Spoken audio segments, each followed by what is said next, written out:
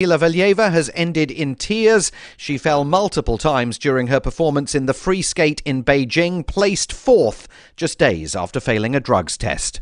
From bureaus worldwide, this is FSN. With FSN Spotlight, I'm Simon Marks, looking in more detail today at the cyber assault that took place this week against several Ukrainian government ministries and financial institutions. The government in Kyiv blames Moscow, the Kremlin denies it, but the White House has been warning for weeks of hybrid warfare against Ukraine by Russia, and that cyber is just one example of it. John Luff is a deeply experienced analyst of Russia. Formerly based in Moscow, he's now with Chatham House in London. These are not the first cyber attacks that Russia has carried out against Ukraine, and there have been some other NATO countries also that have experienced cyber attacks in different forms.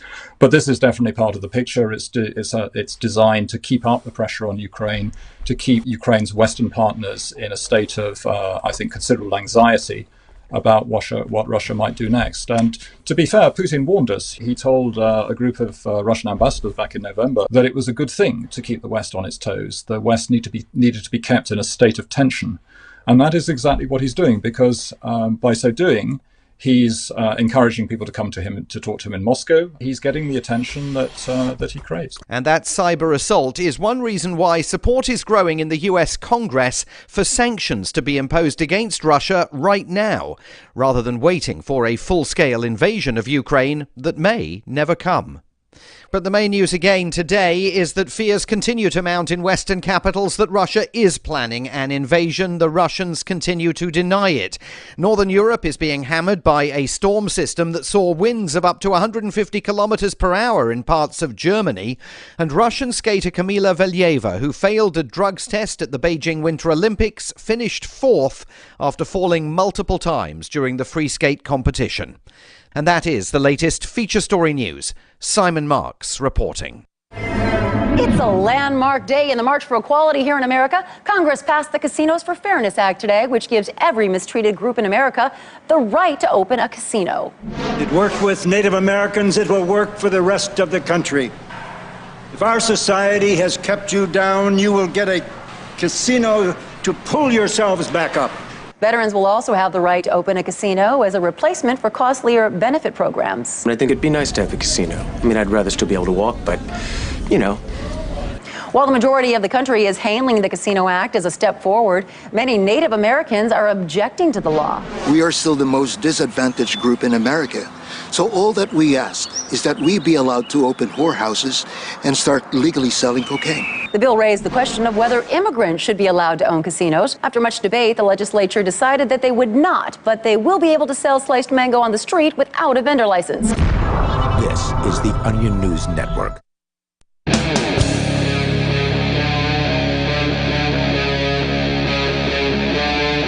Free Talk Live.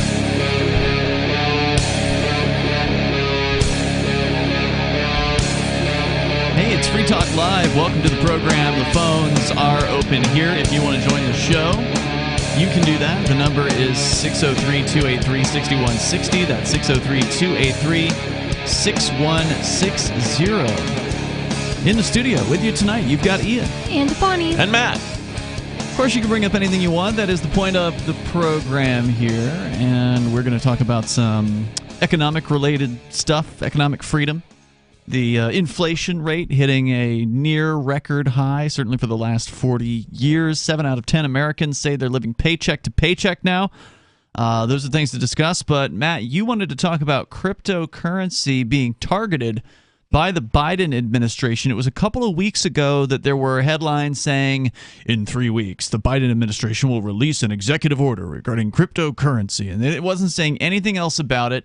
And apparently they're still not saying anything else because we're still another week or so away from that happening. Basically what the article says, quoting Yahoo here, the article says next week he's expected to. So at least they're keeping their timeline on track. Okay. If it was a couple of weeks ago, they started talking about doing it in 3 weeks, and 2 weeks have passed, and now we have 1 week that would, that would be a few.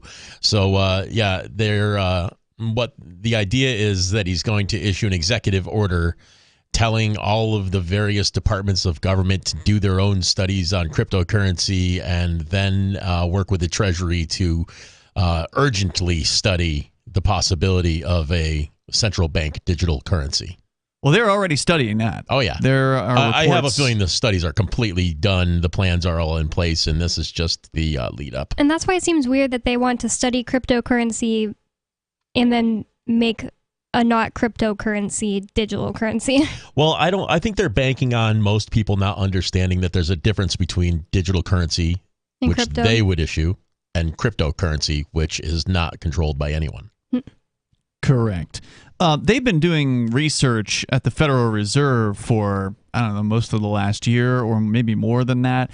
They came out with a report recently, and apparently they've got some software as well. So they're well along the road. I'm sure. I don't believe that it has been. I don't know if it's been authorized, if they've said, all right, we're doing this, but they've definitely got, like, they're getting their ducks in a row in order to begin doing something like that if they want to. At this point, I'm wondering if that's the case. I'm wondering how much of that some powerful people already have in their private pockets.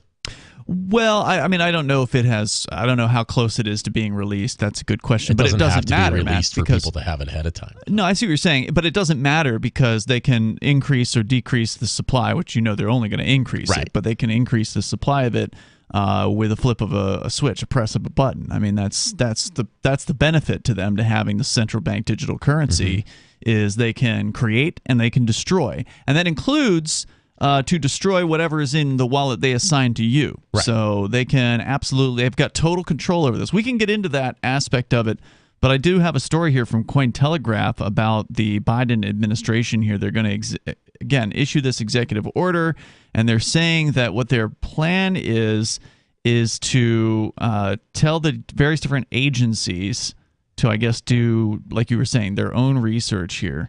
The director of the Office of Science and Technology Policy would provide an evaluation on the infrastructure needed for the U.S. to support a digital dollar.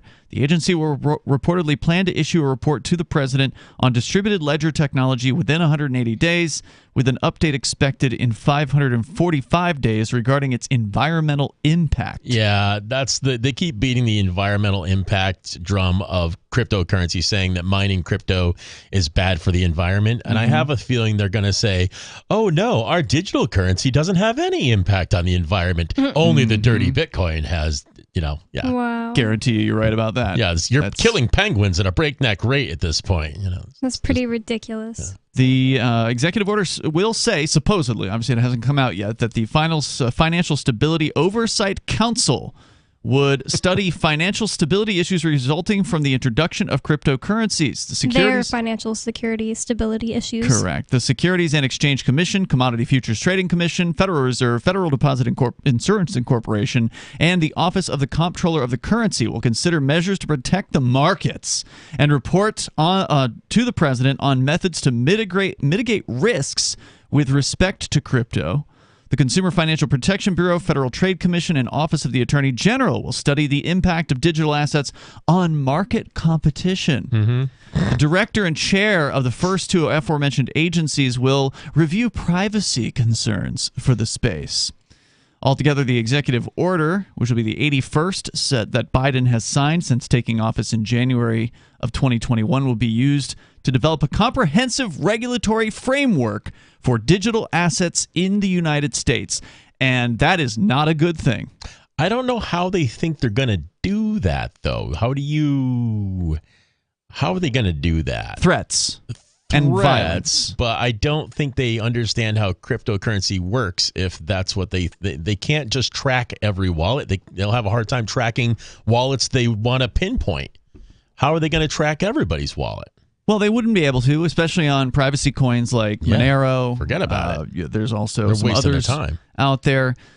And I think this may be the time when, I'm not one to make predictions about what prices of cryptos are going to do, but if indeed the federal government gang is going to come down with a whole bunch of regulations and a whole bunch of controls on the cryptocurrency industry, because you're right, Matt, they can't control crypto per se. Like, Bitcoin is bigger than the United States. Bitcoin, even if all the miners in the United States shut down tomorrow, if they were outlawed or something like that, and everybody was afraid and they closed down, shut down their miners, it would still be being mined outside of the United States in as many countries in the world as possible, and Bitcoin would be just fine. Without now, the U.S. is the biggest mining country, I believe, right now. After China made it illegal to mine, a bunch of the miners left China and went elsewhere, and so the U.S. does have the bulk of the hash rate, as I understand it.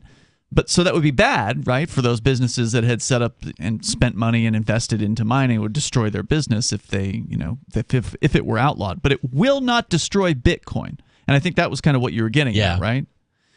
They can trace Bitcoin. They can do what they call chain analysis on the blockchain, which is, of course, the blockchain is the public ledger. It's distributed, it's decentralized, and it exists in thousands of locations all around the world, which is one of the reasons why Bitcoin and other cryptocurrencies cannot be stopped. The government cannot, they can outlaw if they want to, which I think they're going to have a tough time in the United States, given that ultimately, if they outlaw cryptocurrency, they're basically saying we're outlawing free speech. And I think it would be overturned on that basis. Yep. Because ultimately all that cryptocurrency is code. Yep. Somebody, Satoshi Nakamoto, and then a bunch of other people after him or her, wrote down some code and made this thing that didn't exist before. And it has become a giant threat to the status quo, to the banking system, to the Federal Reserve System, to fiat currencies all around the planet. To powerful people. Correct. If you ever wanted to take the power out of the hands of the powerful and put it back in the hands of the meek, cryptocurrency is your best tool to do that with ever. Absolutely. Have you seen on the internet, especially Twitter, there's been lots of people posting pictures of like ATMs saying we can't do any cash withdrawals today, and like lots of branches just being closed in California and this Canada. Is in the U.S.? Well, it started in the U.S. I started seeing talks about it in the U.S. Like I saw specifically like Texas and California. And now it's really big in Canada right now, where branches will be randomly closed down. ATMs randomly won't let people withdraw.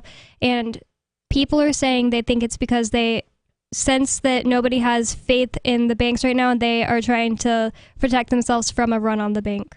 Yes, that's exactly what they're doing. They're afraid. Well, in Canada, they're actually intentionally talking about performing bank runs. The whole trucker group up there is kind of started that. Yeah. Well, yeah, because people are like, they obviously can just take our money out of the banks. We need to get our money out of the banks. Yeah. And so, So they can regulate what they can regulate. They cannot control the cryptocurrency industry. They cannot control the cryptocurrencies themselves, but they can control businesses with a physical nexus in the United States. Right. And that's because they can send men with guns there, and they can force them to obey. Yep, and they don't even really have to, because Coinbase would jump to their knees in a heartbeat to help out the government. Absolutely. So if you have crypto, get it off of Coinbase. Yes, good advice.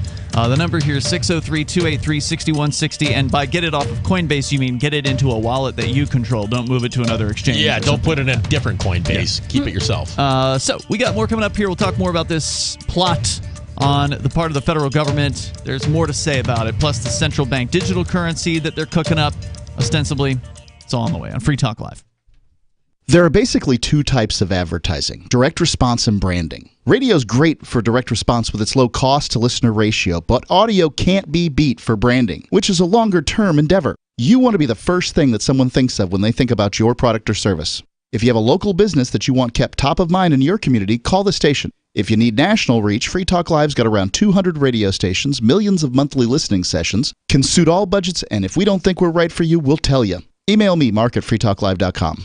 Brute force, intransigent defiance, adamantine will. These are the hallmarks of the AI tank. These gigantic machines have the firepower of an army, but they also have their own sense of honor and duty. When the world breakers arrive, battle will be joined, planets will shake, and war and peace will never be the same again. World Breakers. Stories from David Weber, Larry Correia, and more. Available August 3rd from BaneBooks.com. Looking for a great real estate investment? Consider New Hampshire, which is ground zero for the Liberty Movement. Your first call should be to Mark Worden from Porcupine Real Estate. He's more than just a real estate agent. He's your New Hampshire concierge. Where are the best places to live? Do you want farm, city, the burbs, or forest? Do you want a duplex or multifamily building so that renters pay your mortgage? There are homes in all price ranges in New Hampshire, and Mark can help with financing too. Invest in liberty and property. Mark Worden can help. PorcupineRealEstate.com. Are you tired of governments murdering people around the world? Stop using their money. There is an alternative. Bitcoin is a stateless, free market, non-political currency. Bitcoin cannot be inflated or controlled by any government. By using their money, You are helping the state. Stop doing it. You have an incredible alternative available now. Learn it, use it, spread it. Get started with Bitcoin at Bitcoin.com. That's Bitcoin.com. This is Michael Dean from the Freedom Fiends. I've run websites since 1996 and have used over a dozen web hosts in that time. AgristHosting.com is the only one that hasn't broken my heart. Agrist Hosting's uptime and service is stellar, and their DDoS mitigation is the best I've seen. That's important because if you tell the truth in this world, you'll ruffle feathers. And some people will try dirty tricks to silence your voice. No matter what the haters hit us with, Agrist Hosting keeps our websites online. If you have a mission-critical commercial presence or a world-changing activism site, you cannot tolerate any skullduggery. So go with AgristHosting.com. Have a WordPress or blog site, but you're not satisfied with performance or uptime? Or just want raw hosting? Want to pay with Bitcoin? Agrist Hosting specializes in high-performance hosting with personalized service. Go to AgristHosting.com and click on the button that says Get Hosted. That's AgristHosting.com. There are lots of ways to listen to Free Talk Live. Our podcast has been around since podcasts began, and now the FTL feed is loaded with content besides our full show archives. Did you know that we make it easy for you to customize your podcast subscriptions? We have different feeds, one that includes only our full shows, one with just the Daily Digest, and our main feed that includes everything. You decide what you listen to. It's quick and easy to customize your feeds at feeds.freetalklive.com. That's feeds.freetalklive.com. So you've signed the Shire Society Declaration and are planning your move to New Hampshire to be around more liberty-oriented people. Next, sign up for the Shire Society Forum at forum.shiresociety.com. There are a bunch of people there who are already in the Shire, and they want to meet you. If you're already in the Shire physically, you should also come by the forums. Remember, not everyone uses Facebook. New people are signing up for the Shire Society Forum every month, so drop in and say hello at forum.shiresociety.com. Yep, we still do email. Drop your email address in the entry box at freetalklive.com, and you'll be kept in the loop with Free Talk Live.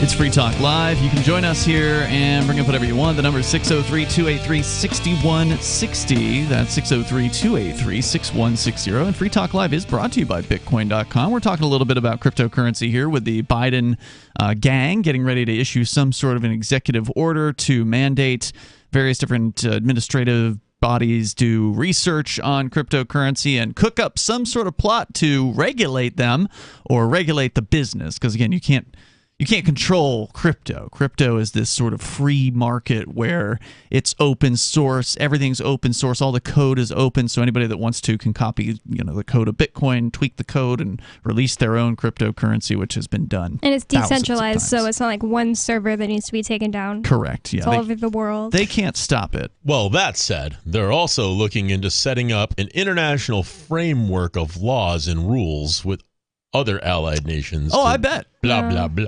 It's awful. Yeah, I bet they are. But first, they're going to cook up their own domestic framework, quote unquote. And that's what they're talking about doing here. Plus, apparently, I don't know if you saw the news just today, and it's mentioned here in this story from Cointelegraph, the so-called Justice Department, the same people that raided our house 11 months ago in the Crypto 6 case over cryptocurrency-related false, victimless crimes.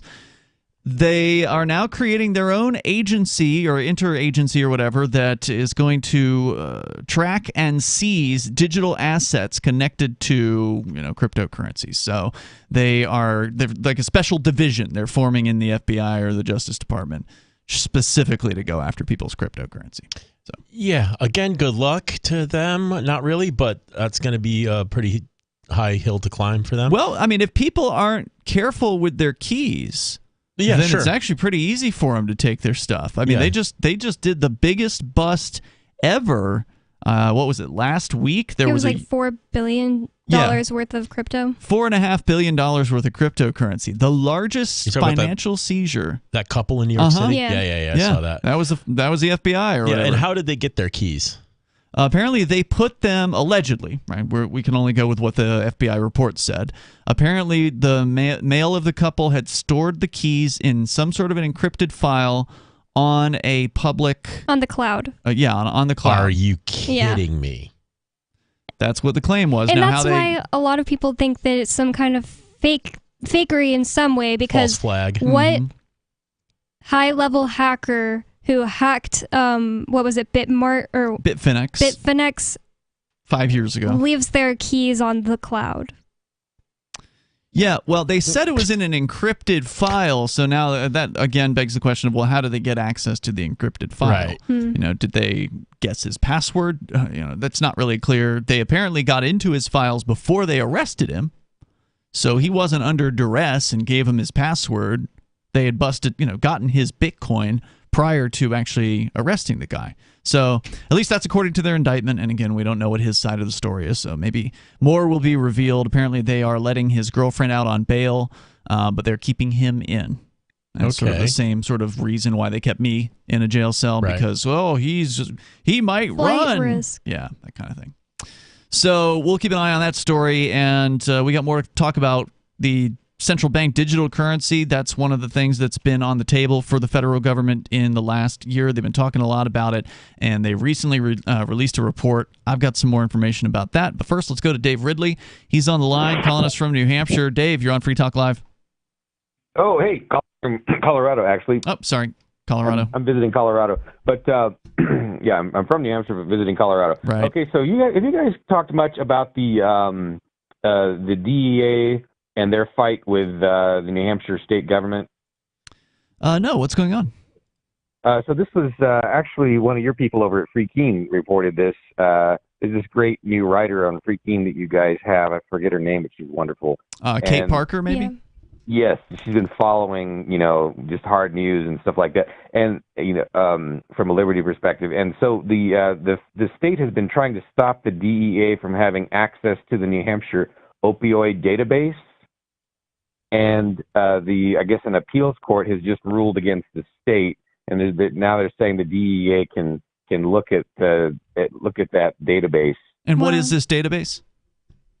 I'm a little vague on that. It probably has to do with when you go to the pharmacy and get a prescription for an opioid or so what, or whatnot. And so that it's just yet another case where the central government is running roughshod over the state, and yet another grievance pointing towards New Hampshire independence. Definitely. If it's not voluntary, I wish there wasn't a opioid database. It's horrible that they have a database of people's information, whichever way they get it. If it's people who go in for treatment because they're addicted to opioids, or just people who got prescriptions. It just sounds awful that exists, and the fact that it exists, and now the DEA is telling the state they have to give it to them. That's just horrible. Another reason for the state never to have it in the first place. There's a couple of interesting side notes from her article. I guess the ACLU got involved in this fight on the pro-liberty side. Okay. And there was something else. Anyway, I'll let you talk.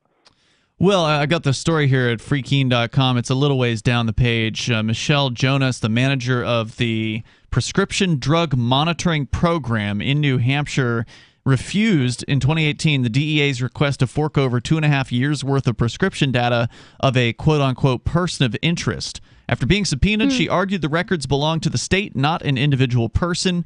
And then since 2019, when the notice of appeals was docketed, she and New Hampshire State received an outpouring of support from the ACLU in various different states.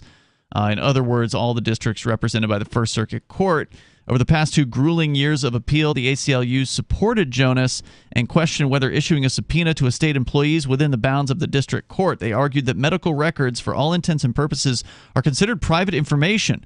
While the DEA has the ability to subpoena an individual, the ACLU asked that if that gave them the right to subpoena a representative or employee of the state. They also argued the Fourth Amendment requires law enforcement to obtain a warrant based on probable cause only to secure records over which there is a reasonable expectation of privacy. And the ACLU argues that medical records warrant an expectation of privacy. But you're saying that the appeals court overturned the decision in favor? Is that right? So much for all that HIPAA crap, right? Mm-hmm. Well, that's cool that that lady didn't want to give it over, but it sounds like it was all over the DEA wanting to get one person of interest information, right? It always starts with one, and suddenly everyone's in the gulag. That's really, really bad, because in 2014, the DEA, and I'm sure other thugs, busted into a house in Manchester because they were investigating an opioid dealer, supposedly. And they went into their mom's house, the person of interest's mom's house. Nobody was there but the mom. She's an old lady. They shot her, and she didn't die, but they maimed her. Well, you know what? Sometimes you got to break a few eggs if you want to save people from getting drug addicted, right? You got to shoot some old ladies. Right. Thank you for the call tonight, Dave. Appreciate hearing from you. The number here is 603-283-6160. That's 603-283-6160. All this insanity over stopping people from doing what they want with their own bodies. This is Free Talk Live. And now, time for something totally different. Intercoin is a project that's working to make crypto mainstream. We use the power of smart contracts to help any community in the world launch their own cryptocurrency. Ever wanted to release your own coin or build your own app to grow your business? Intercoin's team builds apps that have reached 9 million people around the world. And now it's time to help make a real social impact in your local community. Go to intercoin.org and join the movement. That's intercoin.org. You know, when we first started Intercoin about 3 years ago, we had a big vision to help every community in the world have access to the same tools that large states and federations do, to hold local elections on the blockchain, to have their own local currency, shop local, hire local, and help fight the forces of globalization that have decimated some of these communities. Go to intercoin.org and join the movement. From Feature Story News in Washington, I'm Simon Marks. I am here today not to start a war, but to prevent one. Secretary of State Antony Blinken speaking today at the United Nations Security Council, warning that Russia is still massing forces on its border with Ukraine and may invade its neighbor. While Russia has repeatedly derided our warnings and alarms as melodrama and nonsense, they have been steadily amassing more than 150,000 troops on Ukraine's borders, as well as the capabilities to conduct a massive military assault. He claimed the U.S. has evidence of Russian plans to create a pretext for an invasion that President Biden said today could happen within the next few days. They have not moved any of their troops out. We have reason to believe that they are engaged in a false flag operation to have an excuse to go in. In Brussels, U.S. Defense Secretary Lloyd Austin visited NATO headquarters. You know, I was a soldier myself not that long ago, and I know firsthand that you don't do these sort of things for no reason.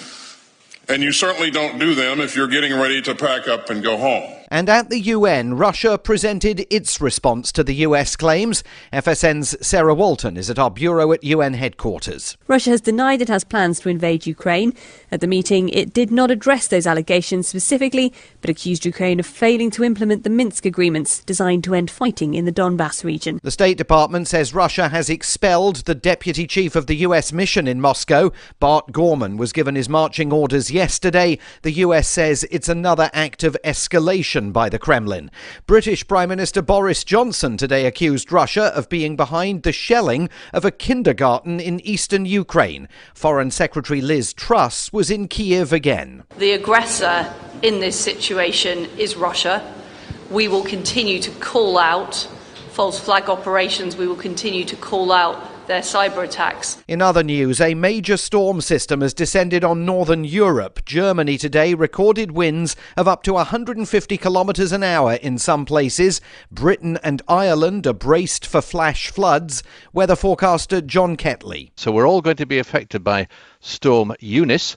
And Eunice is already beginning to rev itself up out to the southwest of Ireland. It's going to be swinging across from Ireland into the north of England and away into the North Sea. A judge has ruled that New York's Attorney General can question Donald Trump and two of his children in a civil investigation of the former president's business empire. The former president's lawyers were in court today trying to head that eventuality off.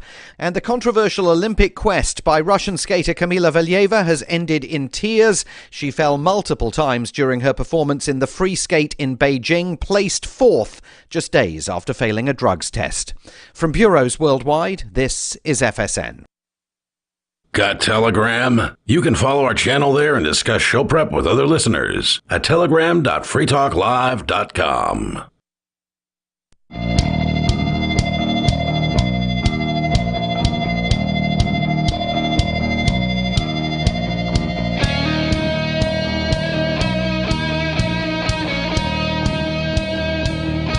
It's Free Talk Live. Phones are open if you want to join the show. The number is 603-283-6160.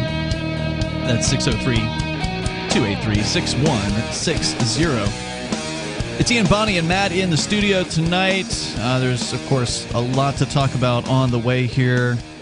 Got an update coming from, since we're talking about money, I've got an interesting clip come out of Canada with the bank accounts being frozen that people are talking about.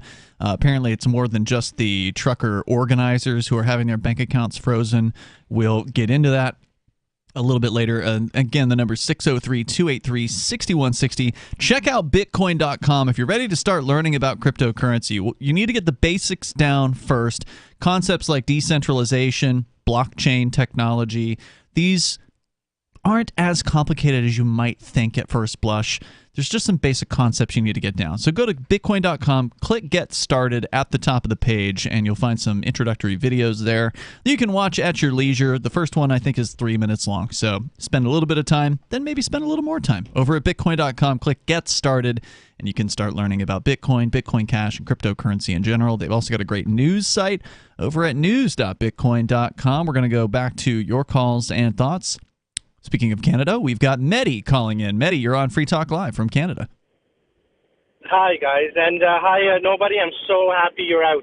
Unfortunately, Nobody is not here tonight, but he will be joining us tomorrow. You got Ian, Bonnie, and Matt on the show tonight. Okay. All right. Hi, guys. We are all somebody. There you go. So I have a question. I was thinking about this as far as the state being able to control crypto. But I don't know enough about crypto, but I have an idea where I think they can control it. And so if you could let me know how this would work, if this idea would work or not work.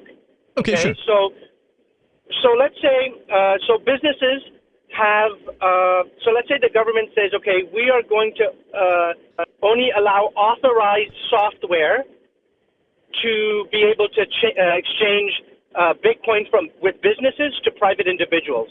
Similar to, like, I think Derek J. and Steven Zellinger have an app or something that helps to facilitate businesses to accept crypto, right? Mm-hmm. So some kind of software like that where they say only authorized ones are allowed. So number one, legit business that has a license needs to use this particular software or they may have a list of softwares that are authorized.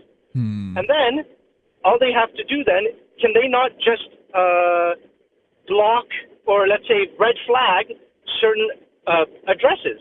So, like, let's say there's a GoFundMe for this campaign or whatever, and a Fed can just put that QR code as well as, on Facebook and see it and get the whole Bitcoin address, and then just have that address red flagged throughout all of their systems. But what would that do for them? Because, they can know an address exists and not have any possible way to do anything about it. Like, nobody can just get Satoshi Nakamoto's Bitcoin, but we know the address. Well, okay, so I think he's sort of right and wrong about this. On one hand, yeah, they can definitely order U.S.-based corporations to obey some sort of blacklist. That's a possibility. However, what I don't think they would get away with doing is telling business owners, thou must use this software in order to accept cryptocurrency payments. I think that would be a clear violation of freedom of speech. But, governments can get away with a lot of regulatory stuff as long as you've asked them for a privilege. then they will tell you what to do with your business. So right, and if nobody ever fights them back on it, which True. a lot of people just bend over and take it for as long as necessary. I think that you're going to see them doing a crackdown on whatever nexus, a physical nexus, businesses are in the United States that are cryptocurrency exchanges, because that's the choke point. Those are the choke points wherein people are trying to enter and exit the cryptocurrency system. So Coinbase is, of course, you mentioned them earlier, Matt. They're the biggest player, I think, at the moment in this particular area.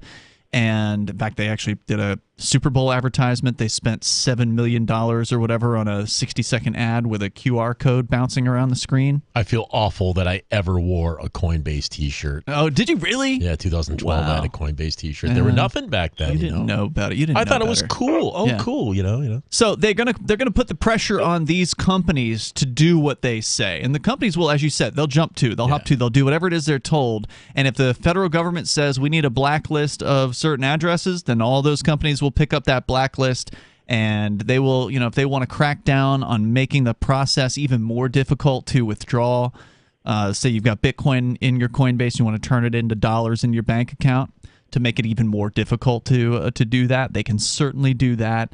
I think you're going to see those things happen. I question the prediction that they would be able to tell a business, oh, you have to use a certain point of sale. That seems pretty unlikely. Right. But anyway, go ahead. Okay, because right now, like, for example, fiat money, right, to be able to move it, they have Interac, right? Like, that's their thing that they use. So I just figured that it might be easy for them to, Interac, like, to where you just use your bank card. Oh, I don't know. Is that that might be a Canadian thing? Is that because here, I don't know if you're talking about like moving fiat money from bank to bank. Is that what you're referring to? No. Like if I want to buy something from KFC, I use my bank card. And it's called right? Interac? It's called Interac, yeah, with no T at the end. Interac might be a Canadian thing, then I don't know. Okay, but that's what everyone uses, Interac here in Canada.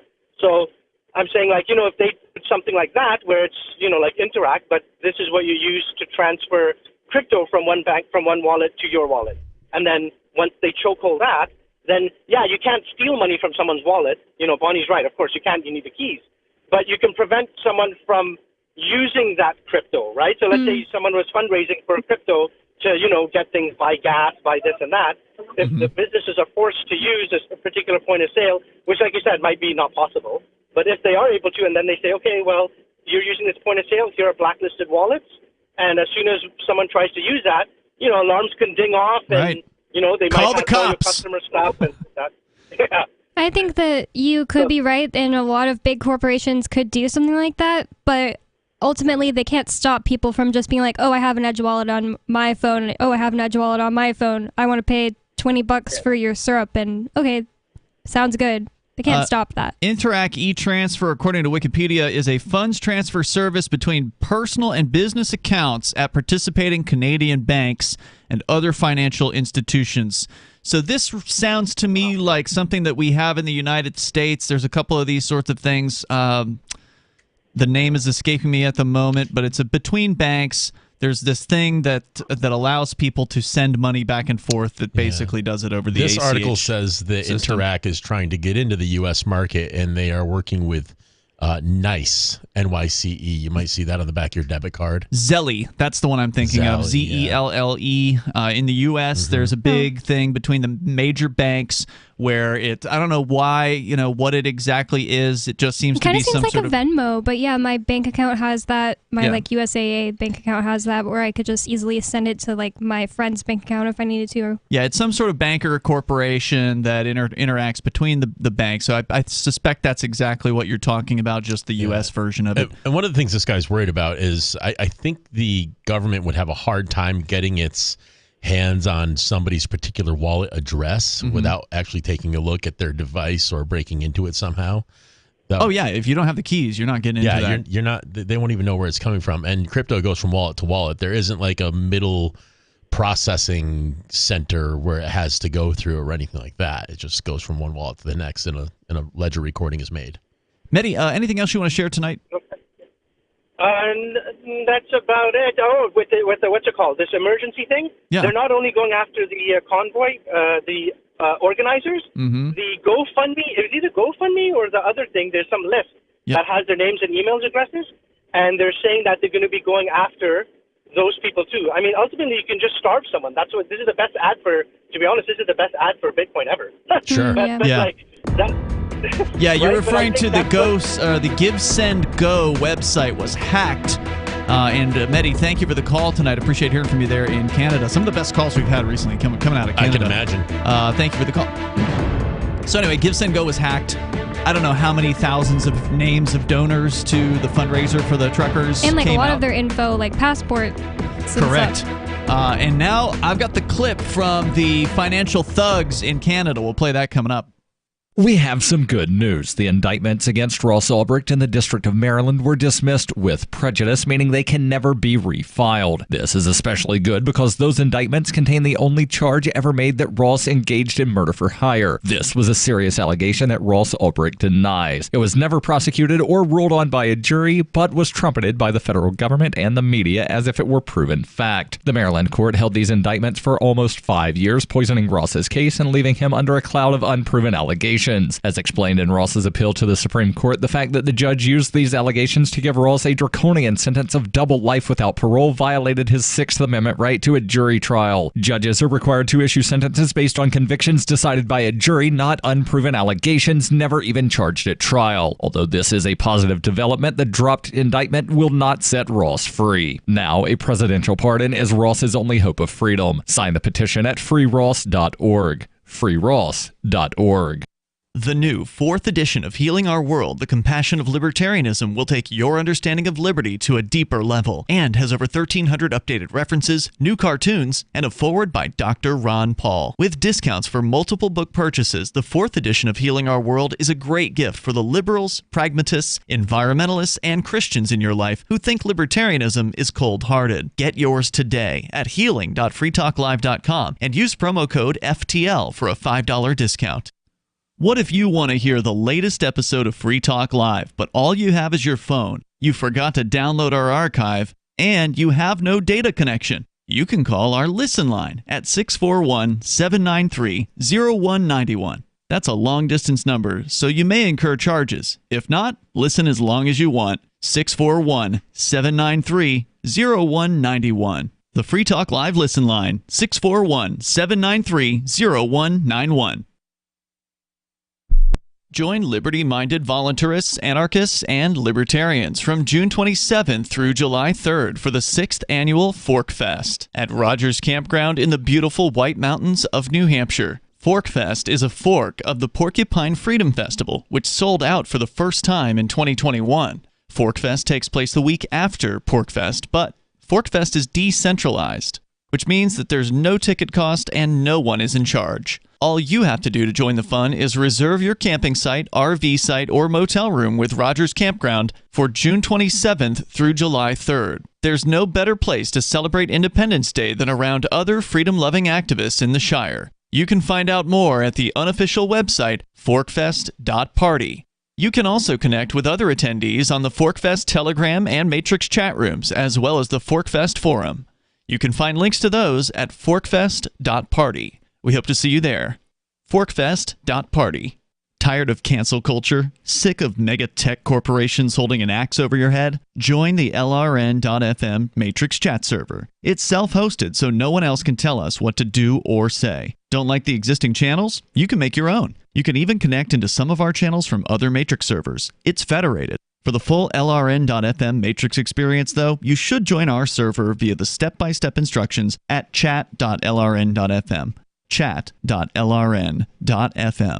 My name is Jacob Hornberger. I'm president of the Future of Freedom Foundation, which Congressman Ron Paul awarded for having an outstanding freedom website. Write us at fff@fff.org, and we'll send you a free 3-month subscription to our monthly journal of libertarian essays and our booklet, Economic Liberty in the Constitution, which George Mason University economics professor Walter Williams praised in a recent column. That's fff@fff.org. Our Matrix server is about as free as internet chat can be. Join the existing rooms or create your own at chat.freetalklive.com.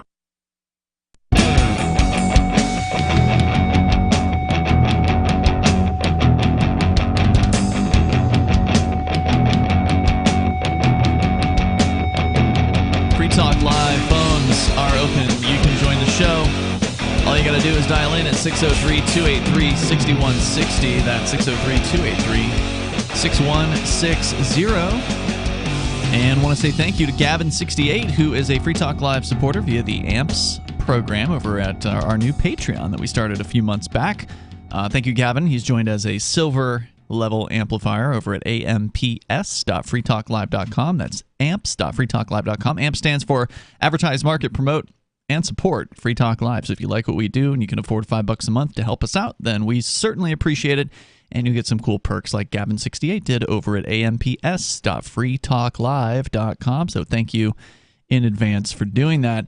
We were just talking with Mehdi from Canada, and he brought up some of the regulation and they started this, or they used this thing for the first time called the Emergencies Act earlier this week. That was formerly named the War Measures Act. Something like that, yeah. And so this apparently the first time that it has been invoked, at least under Justin Trudeau.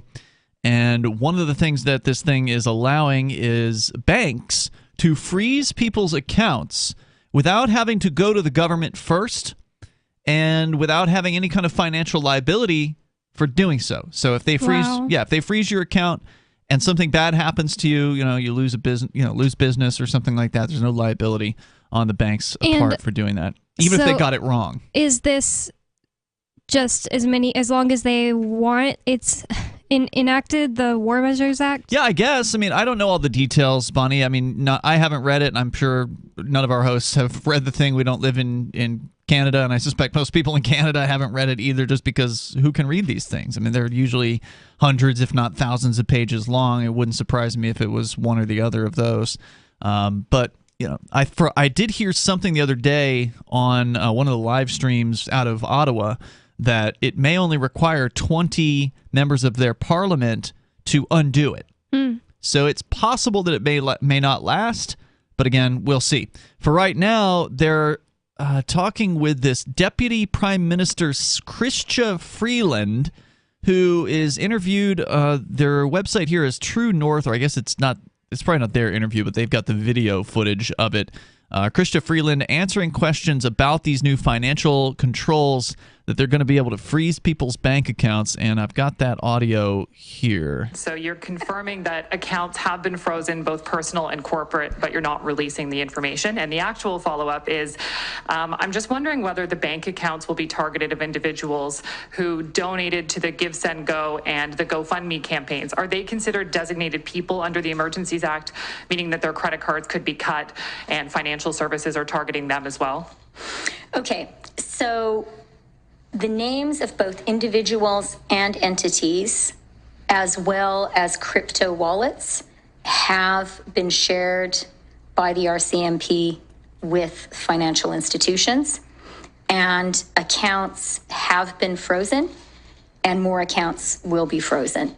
So she's not real specific. Yeah, she didn't answer the there. question No, if it was targeting people who donated to the Give, Send, Go. Correct. She did not answer the question, but she did say that accounts are being frozen and they're planning on freezing more accounts. So accounts can mean 2 accounts. It could mean 200,000 accounts. We have no idea. And also, to the average person who doesn't know a lot about crypto, they just heard her say, crypto addresses have been identified and shared with the RCMP, and so people are probably like, oh, they shut down that person's crypto, but they didn't. They can't. They can't. Identified it. Yeah, and that's a really astute point, Bonnie, because for the average person who's listening, they don't know what they're listening to, they're going to presume the government can control these things. So that's the way she made it sound. Again, she's being very careful. And vague. Right, with how she's choosing her words. She didn't say they froze the crypto accounts. She just said we've passed on the information and then proceeded to talk about freezing accounts. So one could jump to a conclusion and one would be incorrect if you thought that she meant freezing the crypto accounts. But let's go on. Crowdfunding platforms and payment service providers have started the registration process with FINTRAC. In terms of the specifics... Now, okay. She says crowdfunding platforms have started the registration process with FINTRAC. FINTRAC is their equivalent of FinCEN here in the United States, the Financial Crimes Enforcement Network, so-called. And so I don't know, but I'm not a lawyer, but Give, Send, Go is based in the United States.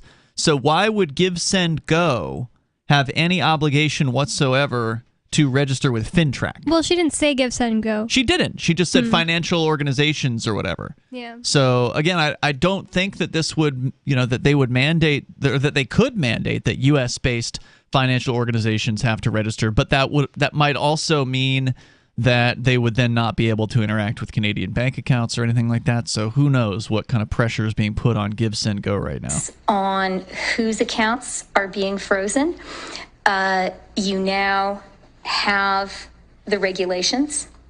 The financial service providers have those regulations as well, and they, working with law enforcement, will be making the operational decisions. Yeah, so very vague answers on her part as far as who is actually going to be targeted for these freeze-outs. The reality is, if people are having their accounts frozen, we're going to hear about it, right? If people are getting their accounts frozen, you know what they need to do? They need to all go on strike. Just stop working. They can't use their money anyway. Stop working and, stop helping the goods move across the United States that everyone, including the government, needs. Yeah, there are... I meant to say Canada. There are obviously ways for people who don't have a bank account to live. I mean, there's unbanked people right now in the U.S. and in Canada that do not have a bank account. Yeah, but a lot of their money just got stolen. Maybe temporarily. You mean if their accounts are frozen? Yeah. Yeah. Yeah, that would be a real inconvenience. I mean, if you're trying to pay the rent, you're trying to get the bills paid, get food on the table, feed your family, and then all of a sudden, and you had all your eggs in one basket, meaning that you only had money in a bank account, you did not have any cryptocurrency or any cash on hand or anything else, then yeah, you would really be hurting in this case. And that brings us to an important point here, and that is don't keep all your eggs in one basket. I mean, the idea of a bank account is, in theory, convenient if it worked the way that they advertised it to. If it were there and it was reliable and you could use it, it is a very convenient concept. Now, of course, we know that banks are a big pain in the ass and they screw things up all the time. They charge you for things you didn't ask for. They don't send your wires for no reason. All kinds of hoops that they have you jump through, all kinds of questions that they want to ask you. It's a real hassle to have a bank account, but it does still, unfortunately, make some things easier. So, like paying the power bill here in New Hampshire, it's easier if you have a bank account. You can pay it if you don't have a bank account, but you have to physically go to a payment location and hand over cash to some cashier, and that takes time. So it is for people that are unbanked, life is a more time-consuming thing. You've got to go and jump through hoops that otherwise banked people don't have to jump through. But the fact is, there are other options out there for you. If you're not interested in cryptocurrency, fine.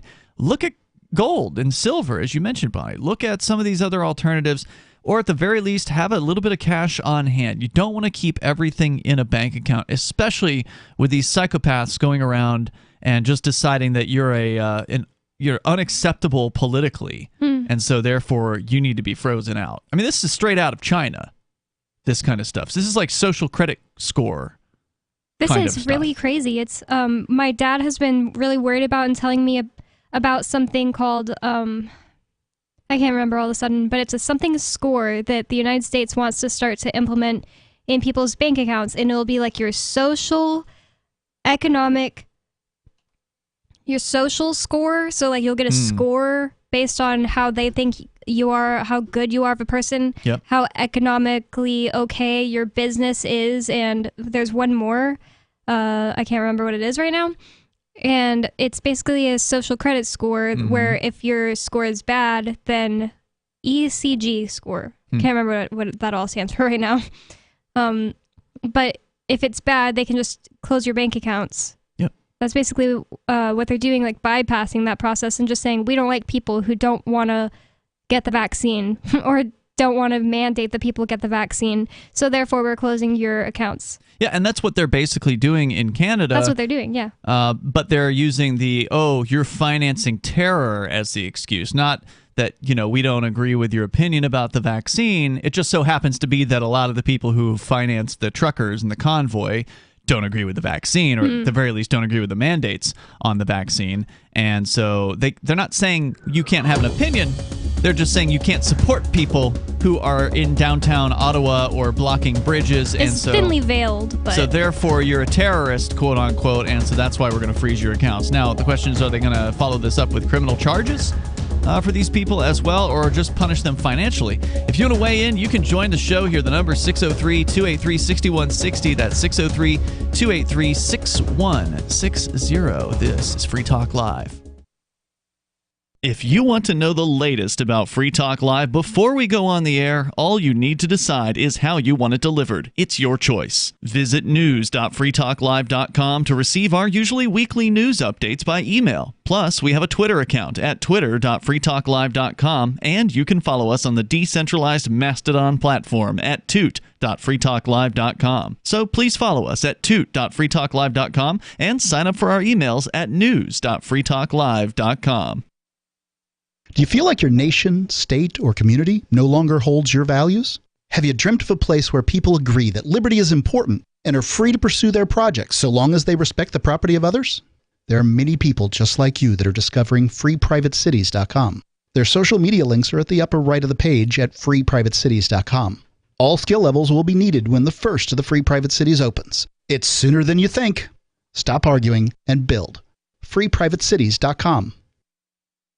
I'm a little obsessed with My Magic Mud. Several years ago, I met Jessica Armand, the founder and CEO of My Magic Mud, and I didn't even know my teeth were coffee stained. A week's worth of use convinced me, and now I use it every 3 or 4 days. It's clinically proven to whiten teeth, and I think it cleans better, too. My Magic Mud's available at most local health food stores, Sprouts, Natural Grocers, CVS, Walmart's Natural Beauty Aisle, but I can get it for you for 20% off with coupon code FTL20 at mymagicmud.com. FTL20 mymagicmud.com. There are lots of ways to listen to Free Talk Live. Our podcast has been around since podcasts began, and now the FTL feed is loaded with content besides our full show archives. Did you know that we make it easy for you to customize your podcast subscriptions? We have different feeds, one that includes only our full shows, one with just the Daily Digest, and our main feed that includes everything. You decide what you listen to. It's quick and easy to customize your feeds at feeds.freetalklive.com. That's feeds.freetalklive.com.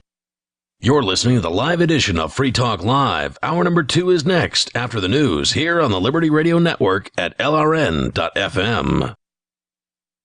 From Feature Story News in Washington, I'm Simon Marks. I am here today not to start a war, but to prevent one. Secretary of State Antony Blinken speaking today at the United Nations Security Council, warning that Russia is still massing forces on its border with Ukraine and may invade its neighbor. While Russia has repeatedly derided our warnings and alarms as melodrama and nonsense, they have been steadily amassing more than 150,000 troops on Ukraine's borders, as well as the capabilities to conduct a massive military assault. He claimed the U.S. has evidence of Russian plans to create a pretext for an invasion that President Biden said today could happen within the next few days. They have not moved any of their troops out.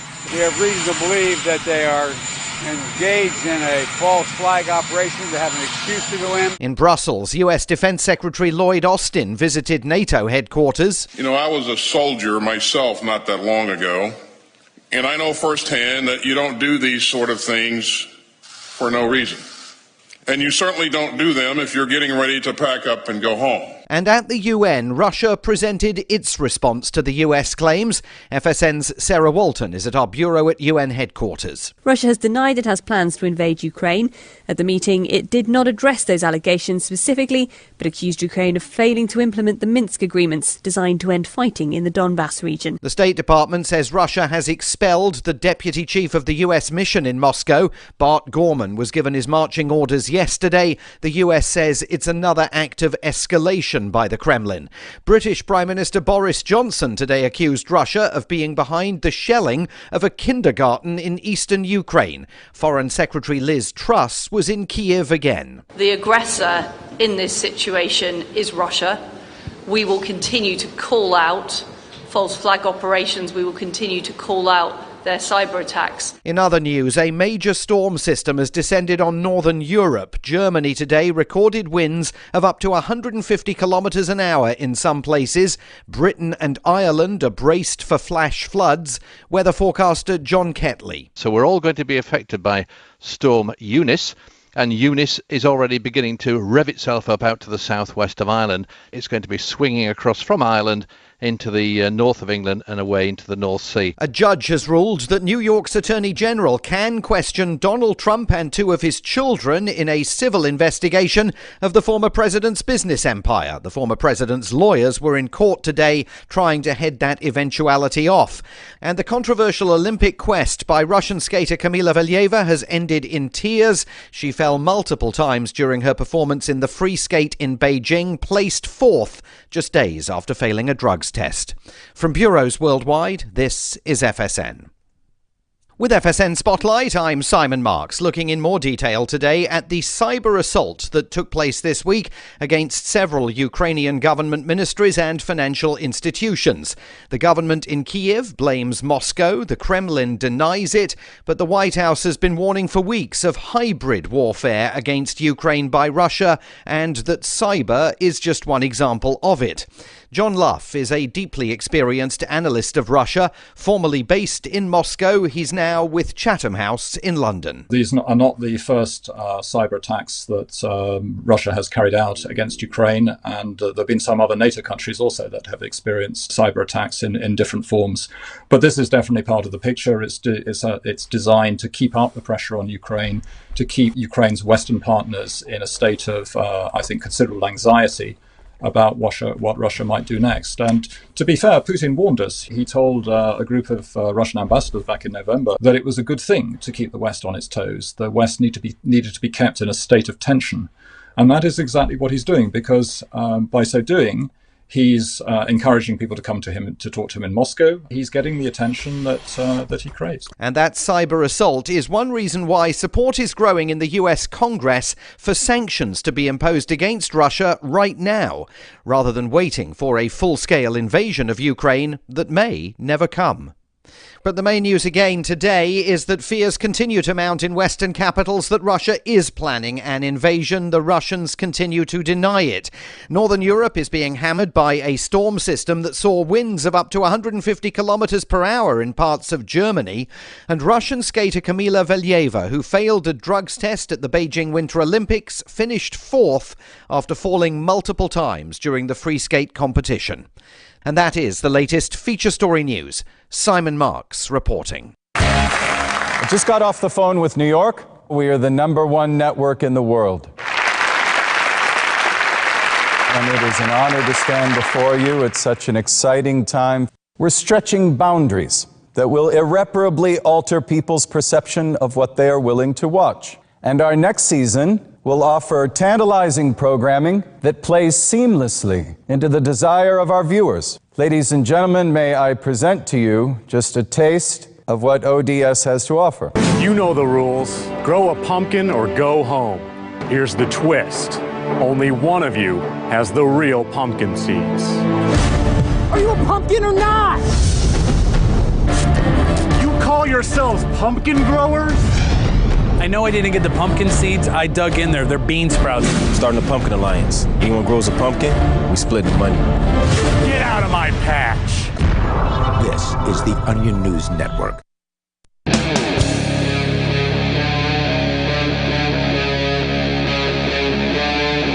Free Talk Live.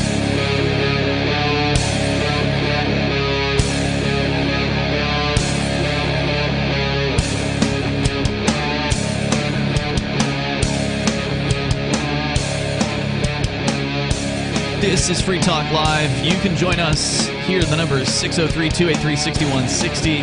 Kicking off the second hour of the program.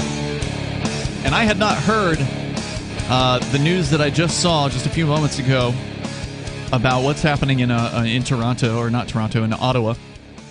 Well, apparently one of the organizers of the Freedom Convoy has been arrested. Now, it wasn't a name that I recognized, but apparently he is considered one of the key players. We've heard the name of Tamara Lich and BJ Dichter, and that is neither of those two have been arrested at this point. However, they have arrested someone by the name of Chris Barber.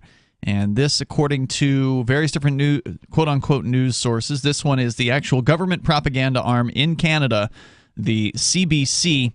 By the way, it is Ian here with you tonight. And Bonnie. And Matt. The CBC reporting that Chris Barber has been arrested. He is a key organizer of the so-called Freedom Convoy that has occupied Ottawa streets for 3 weeks. According to the police, he's been arrested. In fact, there's video and the images here of the arrest happening. He is currently in police custody and is expected to face criminal charges. They're not even saying what this guy has been arrested for. Well, in New Hampshire, sometimes people just get arrested and then their charges come later, so wouldn't That be is surprised. pretty unusual, though it did happen to Footloose. Yeah. Somebody that we know. That's very, very unusual. Normally when they arrest you, you can say, "What am I being arrested for?" And they usually have to give you an answer. Yeah, but they did that to Footloose, and they did that to the 9 that were arrested on October 19th at Sanu News. They didn't tell them what it was for. Until later. Remember, they didn't give them the normal paperwork that they normally get when they get bailed out of jail. So he's been described as one of the key leaders in the protest in Ottawa, which has now hit the 3-week mark. He's also one of the organizers named in the class action lawsuit filed with the Ontario Superior Court of Justice on behalf of 21-year-old's public servant, Zexi Lee. The suit names Barber along with other organizers Tamara Lick and Benjamin Dichter. Earlier this month, I still don't believe that somebody's real name is B.J. Dichter. Indeed. Earlier this month, Barber responded to criticism the protest was negatively affecting Ottawa residents by saying organizers have empathy for the local residents. He said at the time, quote, "We understand your frustration and genuinely wish there was another way for us to get our message across, but the responsibility for your inconvenience lies squarely on the shoulders of politicians who have preferred to vilify and call us names rather than engage in respectful, serious dialogue." So we do not know what charges this man is facing, but we also know that at the same time, Ottawa police are now saying imminent action is expected to, quote-unquote, take back the city from the Freedom Convoy protesters. So last night, we didn't talk a lot about the convoy. I mean, we've been covering it in detail over the last 3 weeks, but we didn't talk a lot about it last night because, honestly, I didn't see any real developments. I watched some of the footage from Ottawa. It was still going on. No, it's still going on, but like there was nothing new. So they were still throwing dance parties, still bouncy houses, still places that you can go and get some food cooked for you. Right? That sounds great. Yeah, it really does sound like a good time. It sounds almost like anarchy. It sounds like a really interesting occasion. Certainly not anarchy, because they've got armed thugs all over the place that are marching about, and there's a bunch more of them now than there were before. Now, really? They're increasing their police presence, are they? Yes, they are, and that's what I just saw in some of the updated footage from Ottawa's filmed 2 hours ago from the streets of Ottawa. A large phalanx of police coming in and blocking cameras. It's not clear what they were doing at the time, and I didn't have a chance to watch the whole thing, obviously, during the news break. But here's the story from the Washington Post. Police Thursday said action to bring an end to the demonstrations that have paralyzed Canada's capital for several weeks was, quote, imminent, as officers descended on the downtown core and so-called authorities began cordoning off a wide swath of the city with nearly 100 checkpoints. I wonder how many people have died from coronavirus because they went to these convoy meetups with hundreds of thousands of people, or Probably not, no well, one. tens Probably of thousands. no one, but they're going to start keeping track of stats now, and by that I mean they're going to make something up. So what we learned a few days ago, the sort of the big news of this week as far as the governmental threats are concerned against the Freedom Convoy, is that under the so-called Emergencies Act, they can now set up so-called no-go zones in the city. Meaning that if you go into the zone and you're not authorized to, like I guess if you live in the area or you work at a place in the area, then or you don't have a yellow star on your chest. Exactly. Then you're going to get arrested. And if you don't leave the no-go zone after they set it up and they tell you to leave, you'll be arrested for that too. So it sounds to me like they're starting that process by cordoning off, as they say here, the city with 100 checkpoints. So that's like total police state kind of stuff here. It's going to take a lot of police, and they appear to be getting them from the outside. Appear to be RCMP officers also who are doing local policing now. They're like basically deputizing the FBI to do whatever it is the city of Ottawa wants them to do. Which the reality is, it always has been a police state. Sure. Now they're just tearing the covers off of it. They're pulling it out from under the tarp so everybody can see it now. Interim police chief Steve Bell, because the other guy just decided he was going to retire. Yeah. This week. He says it's time to go. Speaking at a news conference, told the protesters. That's my number one least favorite phrase the Canadian government keeps using. It's time to go? Not it's time to go, but it's time for us to leave the streets of Ottawa. They keep saying it's time, like they're talking to toddlers, and the toddlers are being rowdy, and okay, guys, it's time to clean up your mess. It's really disrespectful to talk to humans grown-up humans like that. Sure, but that's how they see people. They see people as children. And they're the parents, and those are the children. Yeah, Doug Ford and Trudeau have been saying that constantly, and it's really annoying. Your time in our city has come to an end, and you must leave. Some of them live there. Your time in our city, I'm sure a lot of them live there. Bell said police are hardening the perimeter around the city and had designated a large area as a secure zone where access will be limited to residents, workers, and police officers. Sorry for anybody that's running a business in that area that needs people who aren't residents to come eat there. Right. Officials have been keen to avoid a repeat of previous weekends where the crowds swell, particularly because this is a long holiday weekend. Is it like a Canadian holiday this weekend coming up? Quote, I implore anyone that's there, get in your truck, and we will navigate safe passage for you to leave our city streets. We want this demonstration to end peacefully. But if you get arrested and your dog is there, we will take your dog if you can't make arrangements within 3 days. That's what they've been saying. That's another development over the last 24 hours. Yeah. Really? They're threatening the animals of they're threatening to take drivers. people's pets. They're threatening to take people's kids. Sure. They're threatening to shut down their bank accounts. And threatening to stop their licenses as well, like cancel their CDLs, their commercial licenses. Well, none of this is a big surprise to me because they are government scumbags. Yeah. And that's what they do. They act out of force. There's nothing consensual about anything they do. And I hope that this is an eye-opener to a lot of Canadians. I hope so, too. And this quote here from this police chief that they want the demonstration to end peacefully. No, you're threatening people. Yep. So by definition, it's not peaceful. The truckers will probably remain peaceful. They'll probably go without a fight, like in this video of this organizer being arrested. He just walks with the cops. He's not even going limp or anything like that. Not making it difficult on them. So you're going to see the truckers are going to remain peaceful, but the police, by definition, are not being peaceful. Right. There's a deliberate plan, he says. There's a commitment, and there's the resourcing that we now have in place to end this, unquote. The truck horns and music that have blared nearly incessantly were intermittently quiet as officers began to mass in the cold drizzle Thursday morning. But demonstrators who came here to protest the pandemic restrictions and government of Prime Minister Justin Trudeau continued to mill among the vehicles, jamming the streets around Parliament. For the second day, police handed out flyers warning of criminal charges and the possible seizure of vehicles. So they're trying, at this point, to scare people away. And they're littering. They want as many people to leave as possible because they want the numbers to change. They want to have the majority. They want to be able to outnumber the people that are left in the streets and the drivers that are still going to stick it out. You can share your thoughts here with us, 603-283-6160.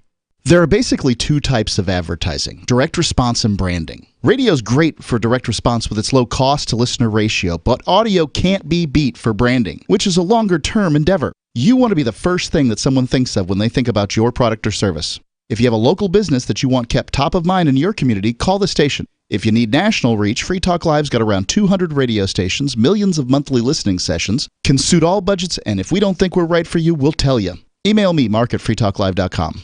When Monster Hunter International discovers one of Isaac Newton's wardstones being auctioned off, they decide to steal it and use it to destroy the Chaos God once and for all. But a mysterious thief upends their plan, and it soon becomes a race against time as something much older and infinitely more evil awakens in the jungles of South America. Monster Hunter Bloodlines by New York Times bestselling author Larry Correia and Baen Books. Visit monsterhunternation.com for more. Looking for a great real estate investment? Consider New Hampshire, which is ground zero for the Liberty Movement. Your first call should be to Mark Worden from Porcupine Real Estate. He's more than just a real estate agent. He's your New Hampshire concierge. Where are the best places to live? Do you want farm, city, the burbs, or forest? Do you want a duplex or multifamily building so that renters pay your mortgage? There are homes in all price ranges in New Hampshire, and Mark can help with financing too. Invest in liberty and property. Mark Worden can help. PorcupineRealEstate.com.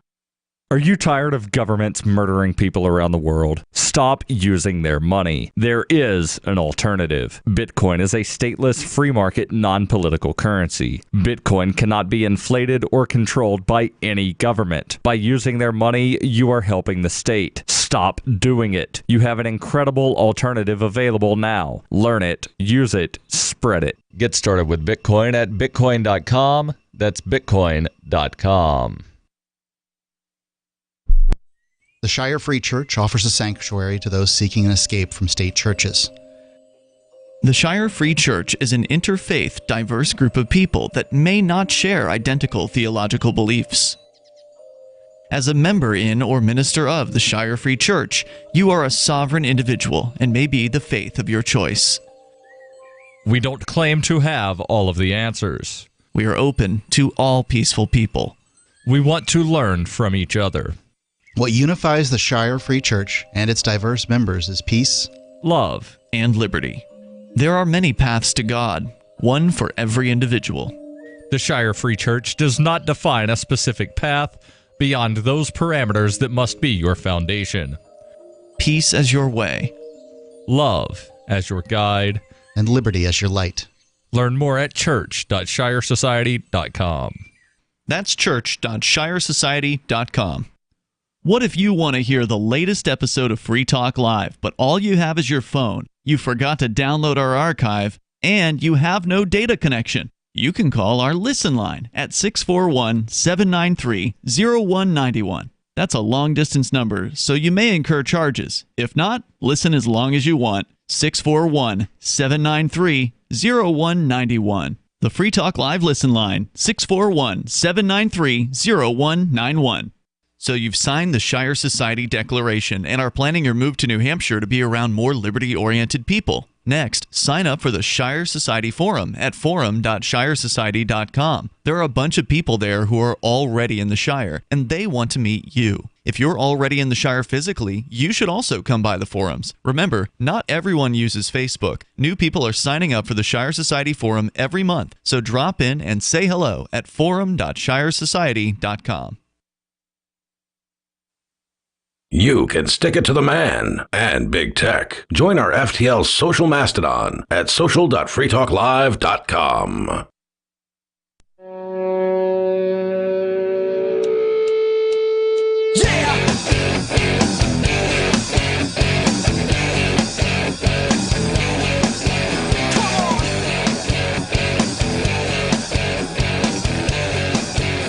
This is Free Talk Live.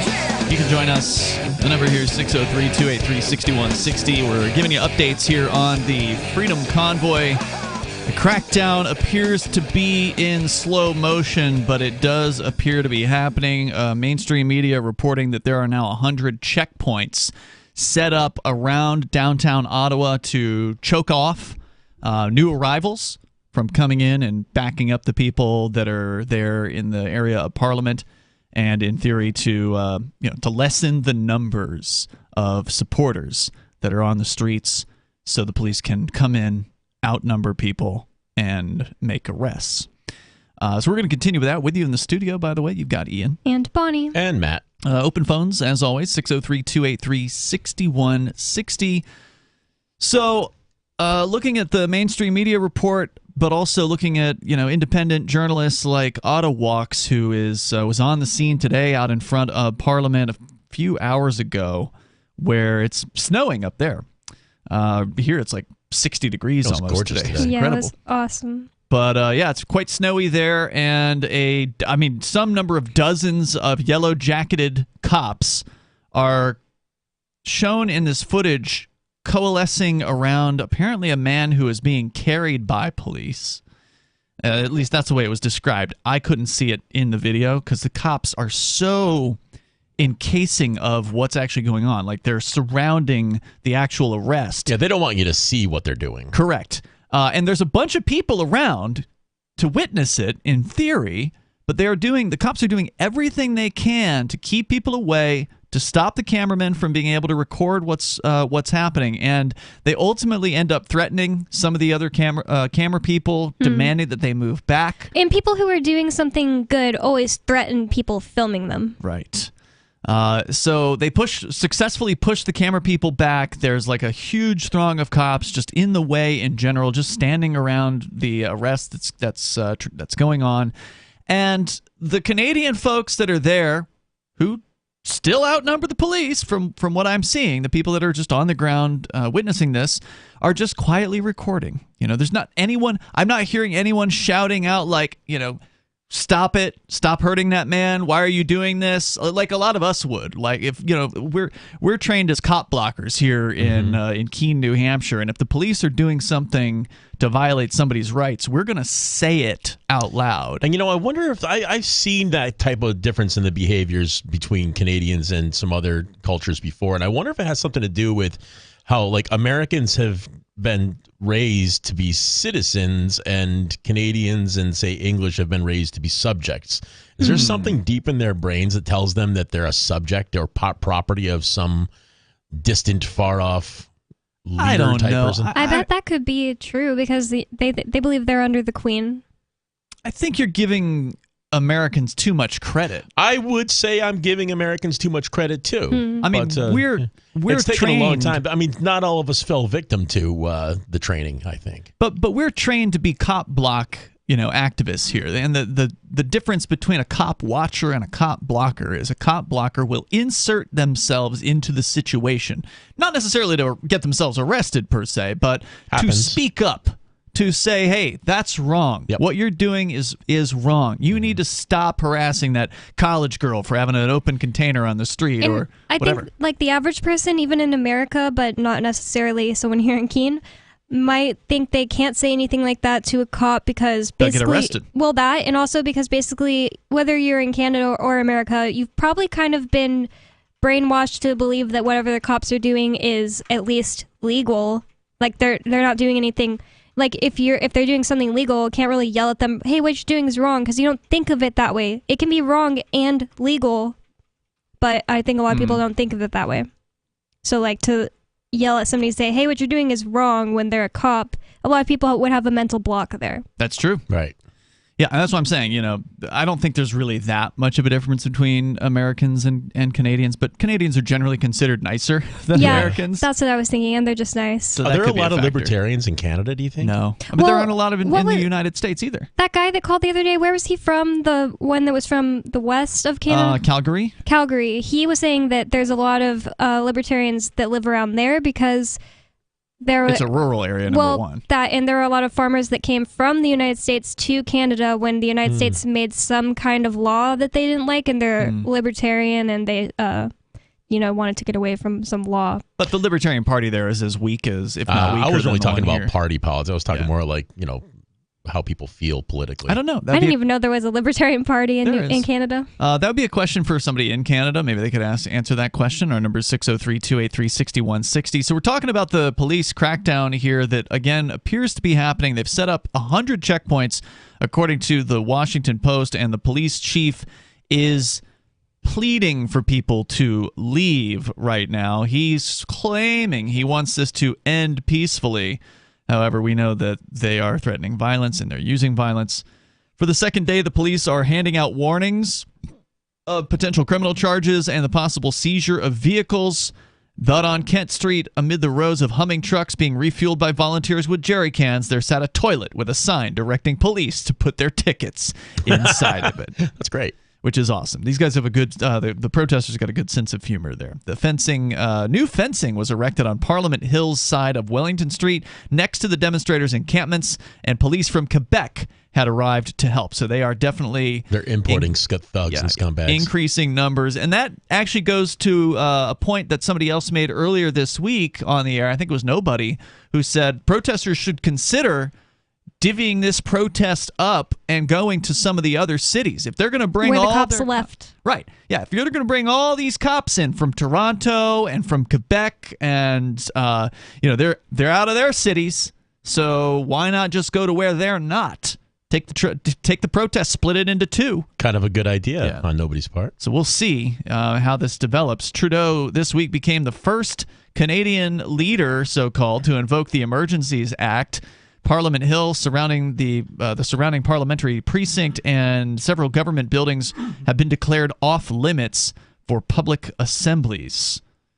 So we already know that he ditched town a long time ago. Anyway, it's hard to tell if he's even back because he put out a tweet talking about what needs to be done in what today it's time and for. what it's time for. It's like, dude, you are literally tweeting one day ahead of Canada right now. Where is he if his tweet is tweeting the date after what it actually is in Canada? That's so funny. He must have been in New Zealand or something, or China. Justin Aiello, age 23, out of Montreal, says, quote, "Today's the day we're all under the impression we're going to get arrested.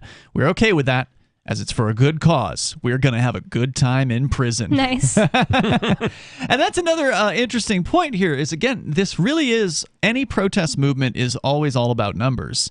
Any civil disobedience movement is all about numbers. So if they're going to turn this protest into a civil disobedience or non-cooperation movement, they're going to overwhelm the jail.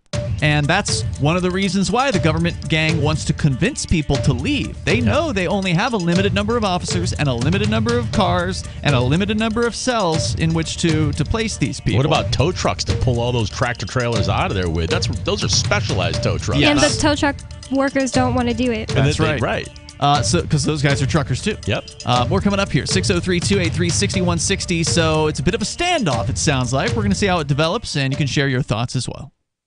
Free Talk Live's video archives have been on LBRY for years. LBRY is an uncensorable, decentralized, blockchain-based media sharing protocol, and we're big fans of it here on Free Talk Live. In 2020, LBRY launched Odysee, a video sharing website to compete with YouTube, and it's really taking off, now with over 1 million channels, many of whom are disaffected YouTube creators. During YouTube's crackdown for not towing the government line on COVID, the Free Talk Live YouTube channel started receiving strikes and could be completely taken down at any moment. Thankfully, Odysee started offering live streaming, so we're now streaming live every night and posting our video archives permanently to Odysee. You can watch live or anytime on our Odysee channel by visiting video.freetalklive.com. If you want to go all in, download the desktop app at lbry.com, and then every video archive you watch, you'll help seed and keep it online forever. At minimum, we ask you visit video.freetalklive.com and follow us on Odysee today. video.freetalklive.com.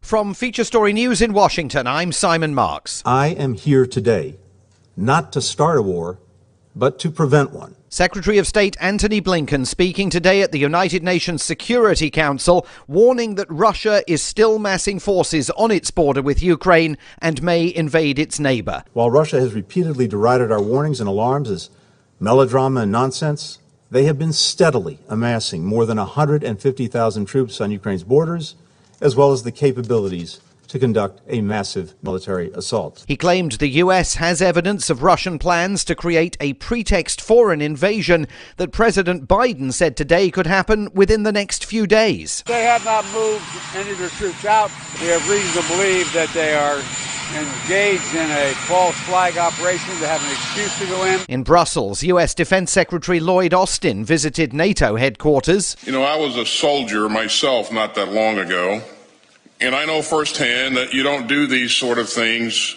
for no reason. And you certainly don't do them if you're getting ready to pack up and go home. And at the UN, Russia presented its response to the US claims. FSN's Sarah Walton is at our bureau at UN headquarters. Russia has denied it has plans to invade Ukraine. At the meeting, it did not address those allegations specifically, but accused Ukraine of failing to implement the Minsk agreements designed to end fighting in the Donbass region. The State Department says Russia has expelled the deputy chief of the US mission in Moscow. Bart Gorman was given his marching orders yesterday. The US says it's another act of escalation action by the Kremlin. British Prime Minister Boris Johnson today accused Russia of being behind the shelling of a kindergarten in eastern Ukraine. Foreign Secretary Liz Truss was in Kiev again. The aggressor in this situation is Russia. We will continue to call out false flag operations. We will continue to call out their cyber attacks. In other news, a major storm system has descended on northern Europe. Germany today recorded winds of up to 150 kilometres an hour in some places. Britain and Ireland are braced for flash floods. Weather forecaster John Ketley. So we're all going to be affected by Storm Eunice. And Eunice is already beginning to rev itself up out to the southwest of Ireland. It's going to be swinging across from Ireland into the north of England and away into the North Sea. A judge has ruled that New York's Attorney General can question Donald Trump and two of his children in a civil investigation of the former president's business empire. The former president's lawyers were in court today trying to head that eventuality off.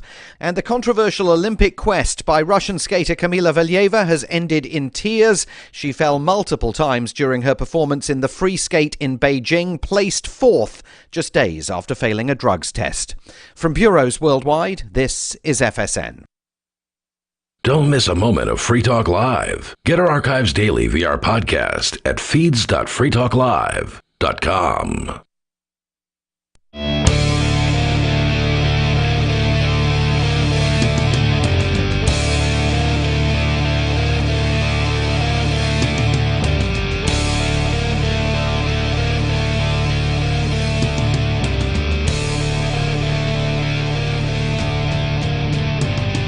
Free Talk Live. You can join the show if you want. The number is 603-283-6160. That's 603-283-6160. And Free Talk Live brought to you by Intercoin. We've been telling you about how Intercoin can help any business and organization launch their own currency or raise money using their own token. And now Intercoin has launched their investor token. And you can get it over at a centralized exchange called XMarkets, exmarkets.com. You can sign up with just an email address. You don't have to violate your privacy over there at XMarkets. You can then deposit dozens of different cryptocurrencies, including Bitcoin, trade them for Tether, and use that Tether to buy ITR, which is the Intercoin Investor Token. You can learn more about the Intercoin vision at intercoin.org. That's intercoin.org. And you can buy or sell their ITR token at xmarkets.com, exmarkets.com. You just might be advancing the cause of liberty around the world as there's apparently a bit of a snowstorm going on up there in Ottawa today. Police moving in large numbers and arresting, doing their usual tactics of finding the organizers, or at least one of them. They found one of the key organizers and arrested him today. They have not apparently revealed what the charges are, so we will find out what that's all about coming up here in a bit whenever they get around to it. Maybe under the Emergencies Act, they don't have to announce why they're arresting people. They can just arrest you and put you in a cell and figure it out later. I wouldn't be surprised if that's true. Yeah. So we've got more to say about what's going on. They're also in large numbers now. Police from other cities have come into Ottawa. They're essentially deputizing the RCMP, which is their FBI, to act as local enforcers as well. So there's a lot more cops that are on the scene, but there's still a lot of freedom lovers there. There's still a lot of activists that are on the ground, and they're trying to threaten them to leave. They're handing out threats, written threats, and basically saying that a crackdown is so-called imminent. We're going to continue with that coverage coming up here. Connie is on the line, though, in Alabama. You're on Free Talk Live, Connie. Hi. I was listening to the radio on the way home from work. Yeah. They are starting to investigate the donors that have made donations to the trucking thing. They said they're investigating Bitcoin and personal accounts, and then they're going to turn that over to information to somebody, but I can't remember who they said.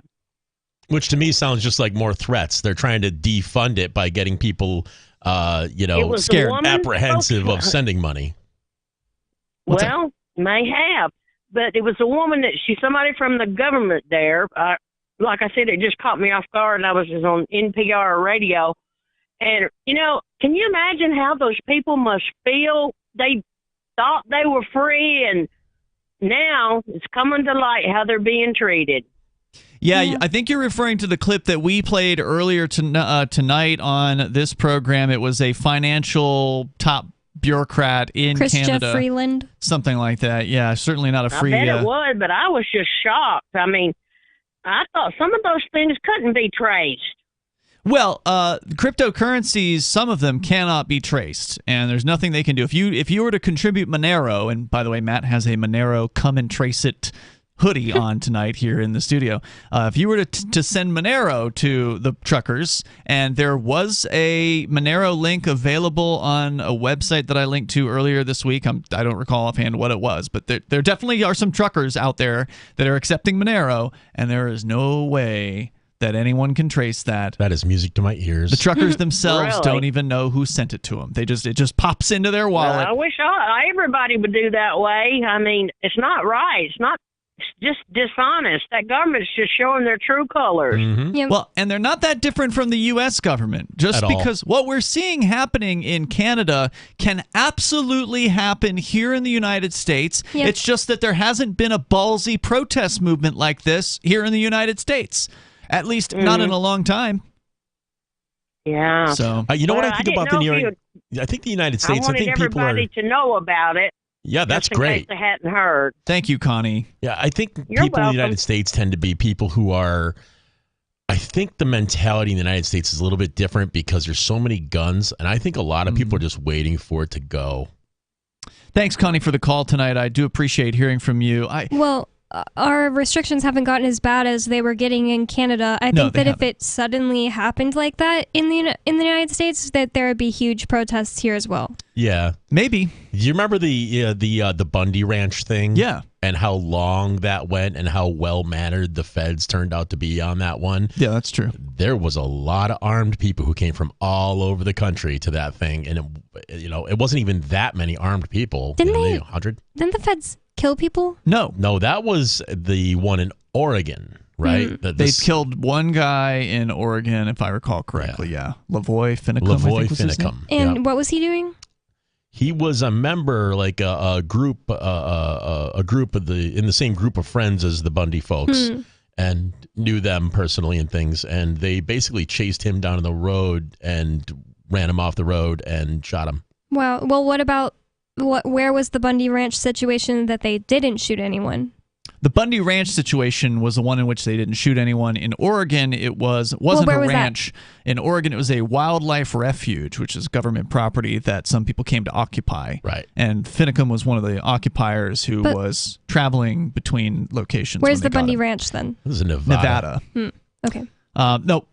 The link between those two events is that one of the Bundys, or at least one of them, from the ranch, one of the sons, I think, was one of the occupiers at the Oregon refuge. Okay, So that's where I was a little confused. There was a Bundy link between the two, but the Bundys were not harmed, and no one was killed at the ranch situation. But months later, the feds arrested people from the ranch situation, and those who made the mistake of taking the plea deal went to prison, while those who actually said, I have my rights, I'm going to court, they were found not guilty by juries. Almost, I believe everyone. I believe every person, which is amazing that happened.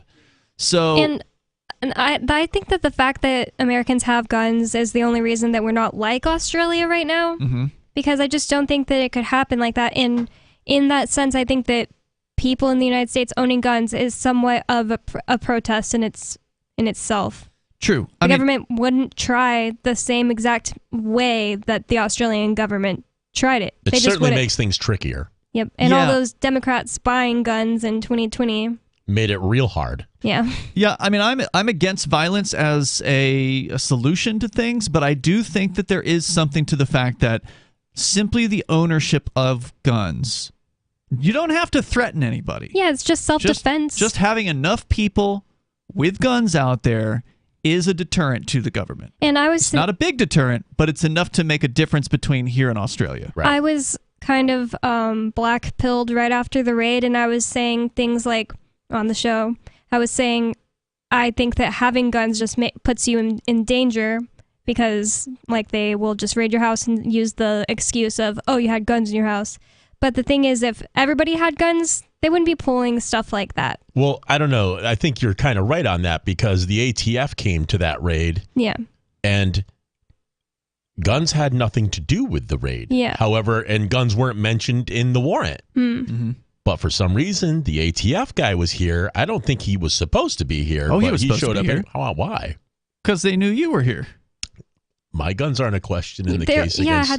They weren't on the warrant. Doesn't matter. They knew that a guy who was into guns lived on the premises, and they wanted to go through your collection. Sure. Yeah. That's why they brought him. But you're not supposed to be searching anything in a house that isn't listed in a warrant.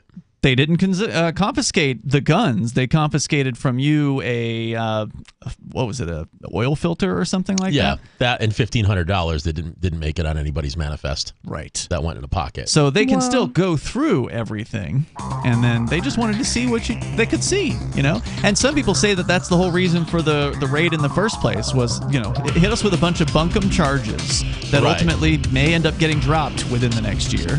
But they still got to keep all our computer equipment and go through all the files and go through all the filing cabinets and, you know, learn as much about the Free Staters in Keene as they possibly can. They could just ask. Just like they did 5 years ago. Well, I know better than to talk to feds. That's true. But more coming up.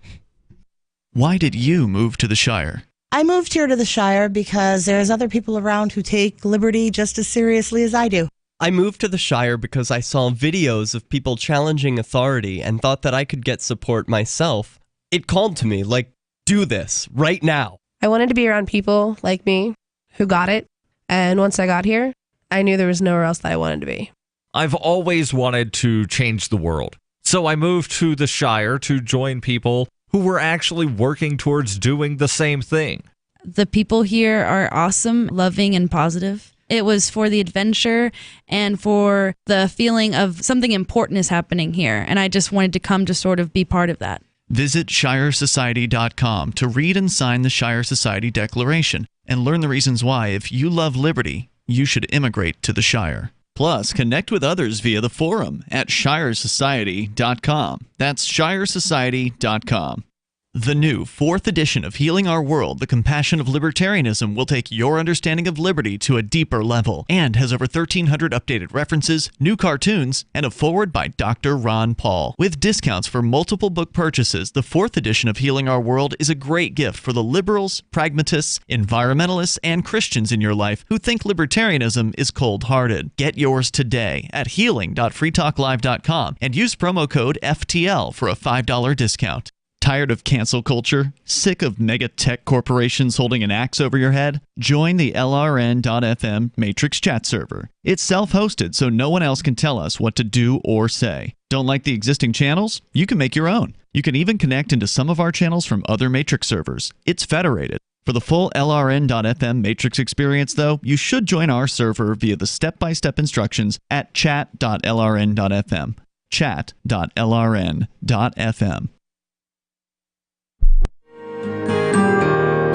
So the protection of life, liberty, and property is what the Free State Project is all about. But it's an effort to move 20,000 people who understand. It's about demonstrating to the entire country that, yeah, we can have a free market, a truly free market. Making it just a freer, great place to live.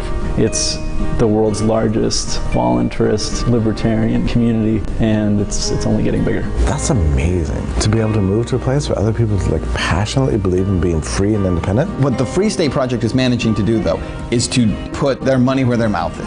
Physically getting up across the country and saying, let's go someplace and let's demonstrate the power of these ideas. There's a lot of kind of philosophy that surrounds liberty. There's a lot of thinking about it and talking about it. But here in New Hampshire, people are doing it. 101 Reasons Liberty Lives in New Hampshire, a documentary by Free State Project Early Movers. Watch it free at 101reasonsfilm.com. 101reasonsfilm.com. If you want to know the latest about Free Talk Live before we go on the air, all you need to decide is how you want it delivered. It's your choice. Visit news.freetalklive.com to receive our usually weekly news updates by email. Plus, we have a Twitter account at twitter.freetalklive.com, and you can follow us on the decentralized Mastodon platform at toot.freetalklive.com. So please follow us at toot.freetalklive.com and sign up for our emails at news.freetalklive.com. Are you tired of your taxes funding endless occupations around the world? Antiwar.com is run by people who understand that wars abroad become wars at home, wars on our freedoms. Antiwar.com is dedicated to bringing you the latest in news, views, interviews, and reviews from the top movers and shakers in the anti-occupation movement. Antiwar.com has it all, from thorough foreign policy analysis to interviews with whistleblowers who used to run the military-industrial complex. Anti-war, pro-free market. That's antiwar.com. We're still not sure why you'd want to watch, but our video feed is streaming nightly for free at cam.freetalklive.com.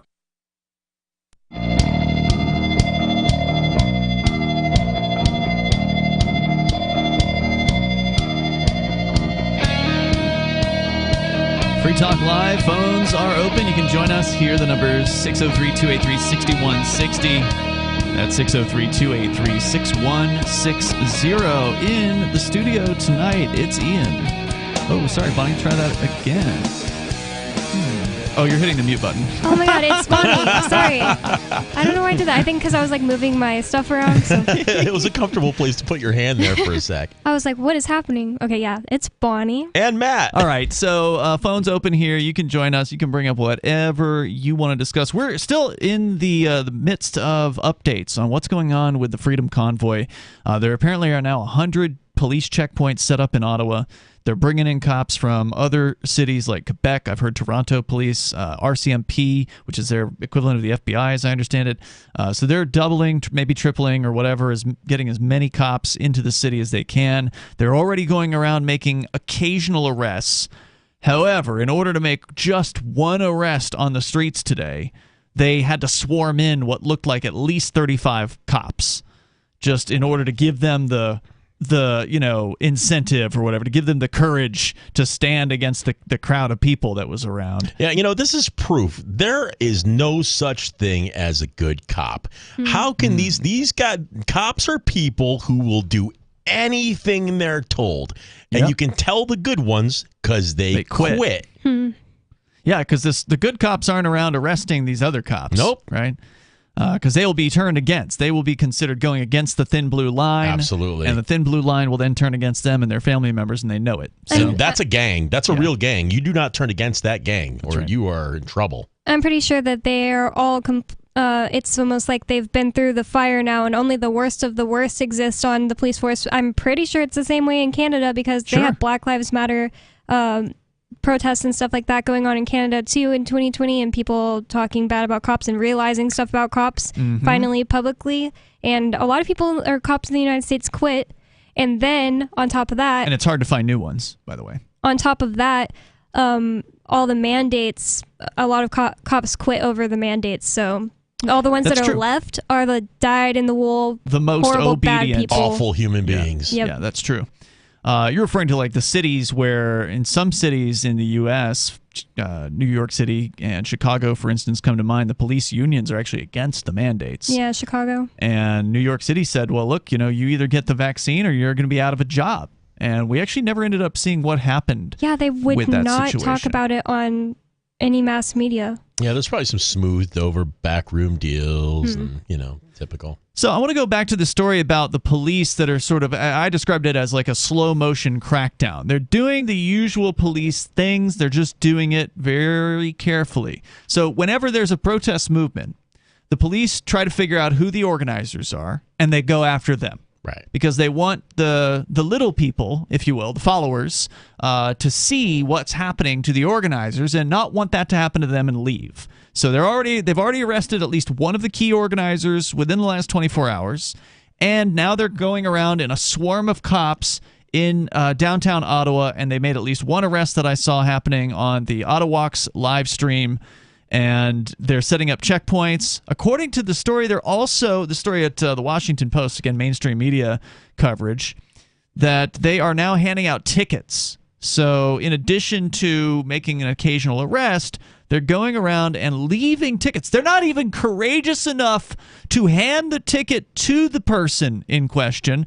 According to one guy, he said that he came back to his truck to find that there was a ticket waiting for him on the truck Let's see if I can find this Litter. here. Yeah, they basically littered onto his truck. What if it had blown away? I mean, there's a blizzard, you know? Trudeau, let's see here. I had this story pulled up. I've never heard of somebody getting a ticket other than a parking ticket on their car. Right. I would be like, it wasn't issued to me. This I may didn't see have it. been a parking ticket. Here it is. Dave Langill, age 40, to a farmer from Toronto, said police left him a ticket for $79 tucked beside a jerry can on his vehicle, which has been parked illegally since Friday. He said someone offered him several times the ticket's price to buy it as memorabilia. That's great. But he declined, saying he wanted to keep it, quote, as ammo, unquote, and planned to litigate it alongside other ticketed drivers to keep the government, quote, in court for years. Yes, somebody Nice. gets it. Yes. That's awesome. Yeah, and this is we one were of- hoping, we were talking about this and hoping that this would go this way when they got ticketed. Hopefully a lot Exactly. more of them do it that Don't way. pay the ticket. I understand that there are generous people out there that just want to make this go away and they just want the truckers to have an easy time. I will pay your tickets for you. Not the way to go. But I'm so glad to hear that these guys are like, you know what? We still have some semblance of rights to a trial. We're going to go to trial. We know they're Choke going to them railroad at every step. We know they're going to railroad us, but we're going to make them go through those steps. Make it hard. Yeah, make it difficult on them. And he says further, quote, everybody's already broke, unquote. He rejected the idea that his actions were illegal. Meanwhile, cracks were emerging among the convoy's leaders. Pat King, a far-right agitator who was listed as a regional organizer for the convoy, took aim at Canada Unity, one of the main groups behind the protests. Quote, I haven't seen you on the ground chasing police cars, he said in a video posted to Facebook. Enough of riding my coattails, Canada Unity. Enough trying to use me to make yourself a big name. All right, so infighting, that happens. You know, as a movement gets big enough, it's inevitable that the personalities within it cannot get along with one another. That's not, you know, that's growing pains. I've never seen anything like that happen Maybe before anywhere. Canada Unity should go to Toronto and the other guy Start their own protest? Yeah, should go to Quebec while they're, you know, not expecting it. He also described a new Democratic Party leader, Jagmeet Singh, practicing Sikh born in Ontario, as a, quote, terrorist who should go back to, quote, his own country. Oh, my God. Unquote. The Emergencies Act gives so-called authorities more power to Wait, who regulate said the that? protest. One of the protesters. One of the The protesters. supposed leader. One of the supposed leaders. Oh, so he's a Fed. So he's a Fed, yeah. Could be. Good chance. The Emergencies Act gives so-called authorities more power. Wait, was this guy arrested? The one that said that No. about the Sikh? Yeah, he's No, probably just a Fed. talking crap. The move set the stage for tougher action to quell the standoff gripping the city. Parliament began a debate on the measure on Thursday. So we were talking earlier about what's it take to undo the Emergencies Act. And again, it is some sort of a number of Parliament people to say, nope, you can't put this thing in play. They're having a debate about it, but nothing has been done as of yet. Trudeau says he did not invoke the act to deploy the military, to suspend fundamental rights, or Probably limit... because the military said they won't do it. Well, that's what the rumor is, but did anyone That actually wasn't a rumor. see... We read it on the air where there was a guy from the military saying we are not doing the cop's job. Right, but that's going to be different than if the whole country, you know, the federal government calls them in. Right, so that was back when the Ottawa police or the Ottawa mayor was reaching out and saying, can you send troops in? And they said no. But if it comes from Justin Trudeau's office, what are they going to say? Maybe a lot of them don't want to do it, so I sure hope so. maybe it'd be hard. And I hope that we don't get to find out. But at this time, they're acting as though they're not going to use the military. And Trudeau claims, he did not invoke the act to suspend fundamental rights or limit freedom of expression. But that's exactly what they're doing. That's exactly what he did it for. So talk is cheap. Actions speak louder than words. So let's see. They're talking about how it's time. This needs to stop, etc., etc. The Canadian Civil Liberties Union said Thursday it's taking the government to court. The group says it had not met the legal threshold to invoke the act. So the equivalent of, I presume, the ACLU there is saying you guys aren't even allowed to do what you're doing under your own rules, but you're doing it anyway, which is, of course, also typical of governments. Expected. Tow truck operators are worried about risks to their safety and future employment if the government asks them to remove the big rigs jamming downtown Ottawa, according to an industry leader on the public broadcasting channels there Wednesday. So I guess they're worried about their future employment. Does that mean they're worried about not being able to get a job with other truck companies, or is it are they worried that the government's not going to use them again if they refuse to obey? Because like when you are like the police need a car towed, they call the local tow truck operators and they send one of them down and they pay the tow truck operator right to get the car towed. Maybe they're concerned because if they refuse to remove the big rigs, that the police will never call them for a regular tow in the future. It's not real clear what they're saying here. What is their concern about this? Because I suspect a lot of them do not want to participate in the removal of these trucks. You know what would be funny is if they all banded together as a specified, a very particular group as tow truck drivers and towed away government vehicles. That'd be amazing. And just like drag them off into a field and leave them there. While they're arresting someone, they're not looking and their car gets towed away. That would be so awesome. Funny. That would definitely take this to the next level. Fantastic. And I support that. That's non-violent, right? Like Absolutely. that's effective, and it definitely gets in their way. 603-283-6160. You can bring up anything you want. So I think those are the updates out of Canada. There's one little bit more about crypto crackdowns in Canada. We can talk about that on the way. It is Free Talk Live. There are lots of ways to listen to Free Talk Live. Our podcast has been around since podcasts began, and now the FTL feed is loaded with content besides our full show archives. Did you know that we make it easy for you to customize your podcast subscriptions? We have different feeds, one that includes only our full shows, one with just the Daily Digest, and our main feed that includes everything. You decide what you listen to. It's quick and easy to customize your feeds at feeds.freetalklive.com. That's feeds.freetalklive.com. Do you feel like your nation, state, or community no longer holds your values? Have you dreamt of a place where people agree that liberty is important and are free to pursue their projects so long as they respect the property of others? There are many people just like you that are discovering freeprivatecities.com. Their social media links are at the upper right of the page at freeprivatecities.com. All skill levels will be needed when the first of the Free Private Cities opens. It's sooner than you think. Stop arguing and build. freeprivatecities.com.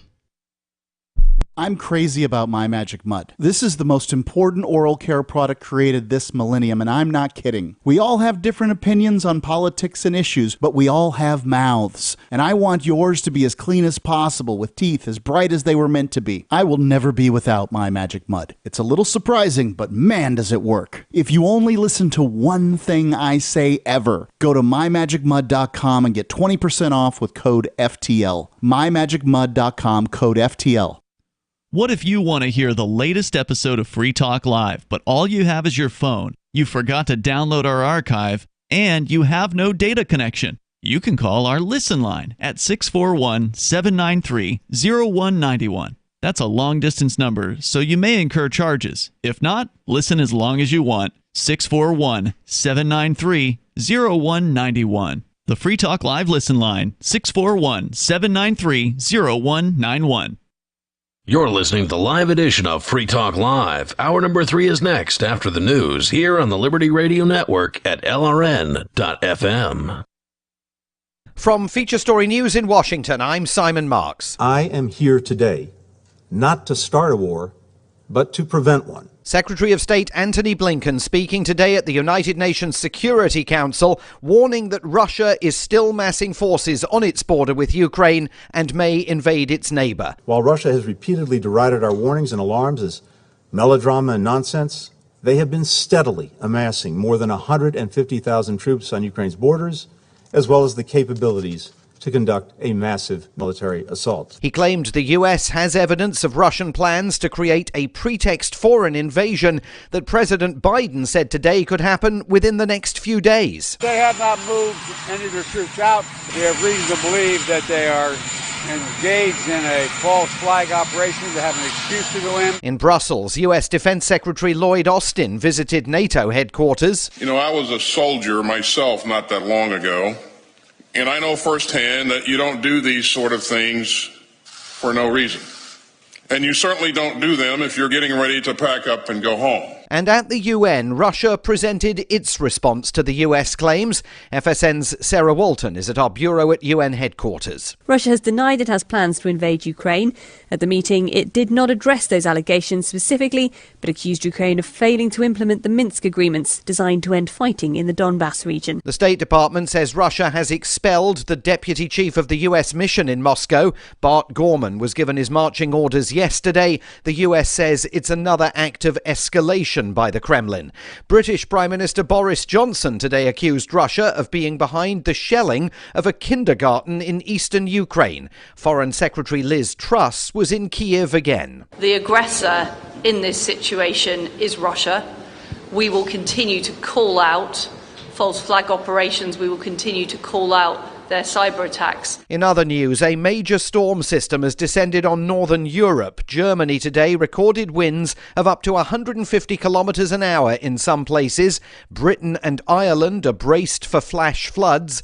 Weather forecaster John Ketley. So we're all going to be affected by Storm Eunice.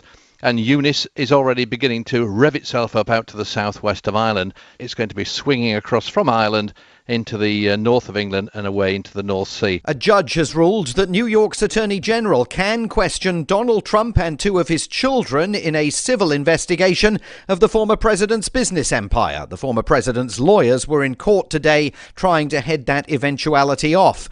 And the controversial Olympic quest by Russian skater Kamila Valieva has ended in tears. She fell multiple times during her performance in the free skate in Beijing, placed fourth just days after failing a drugs test.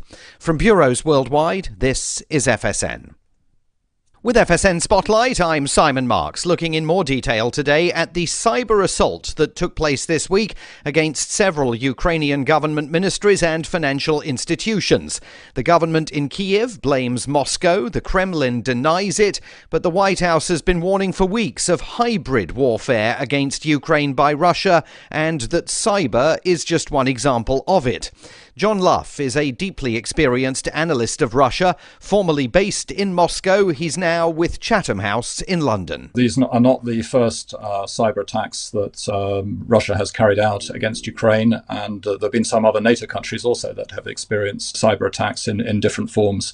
But this is definitely part of the picture. It's designed to keep up the pressure on Ukraine, to keep Ukraine's Western partners in a state of, I think, considerable anxiety about what Russia might do next. And to be fair, Putin warned us. He told a group of Russian ambassadors back in November that it was a good thing to keep the West on its toes. The West needed to be kept in a state of tension. And that is exactly what he's doing, because by so doing, he's encouraging people to come to him to talk to him in Moscow. He's getting the attention that he craves. And that cyber assault is one reason why support is growing in the US Congress for sanctions to be imposed against Russia right now, rather than waiting for a full-scale invasion of Ukraine that may never come. But the main news again today is that fears continue to mount in Western capitals that Russia is planning an invasion. The Russians continue to deny it. Northern Europe is being hammered by a storm system that saw winds of up to 150 kilometers per hour in parts of Germany. And Russian skater Kamila Valieva, who failed a drugs test at the Beijing Winter Olympics, finished fourth after falling multiple times during the free skate competition. And that is the latest feature story news. Simon Marks reporting. Medical experts announced that an Ebola vaccine is at least 50 white people away from being developed. The CIA is now ready to install a female world leader, and a sex toy is discreetly shipped in a plain dildo-shaped box. Rising to the top of the video news summary game through an unstoppable combination of glad-handing and payoffs, this is the Onion Week in Review. Reflecting on his accomplishments and questioning his current abilities, the Lord God Almighty, our Heavenly Father and Blessed Savior, told reporters that he was no longer confident whether he would be able to create the world in only 7 days. He who commanded light to shine from the darkness admitted that the mere thought of producing the entirety of the universe from nothingness, a task he once completed with time to spare, had become surprisingly daunting, and added that creating a small, lifeless moon or asteroid now seemed like a more realistic goal. In this week's science news, psychology comes to a halt as weary researchers say the mind cannot possibly study itself. This is the Onion News Network.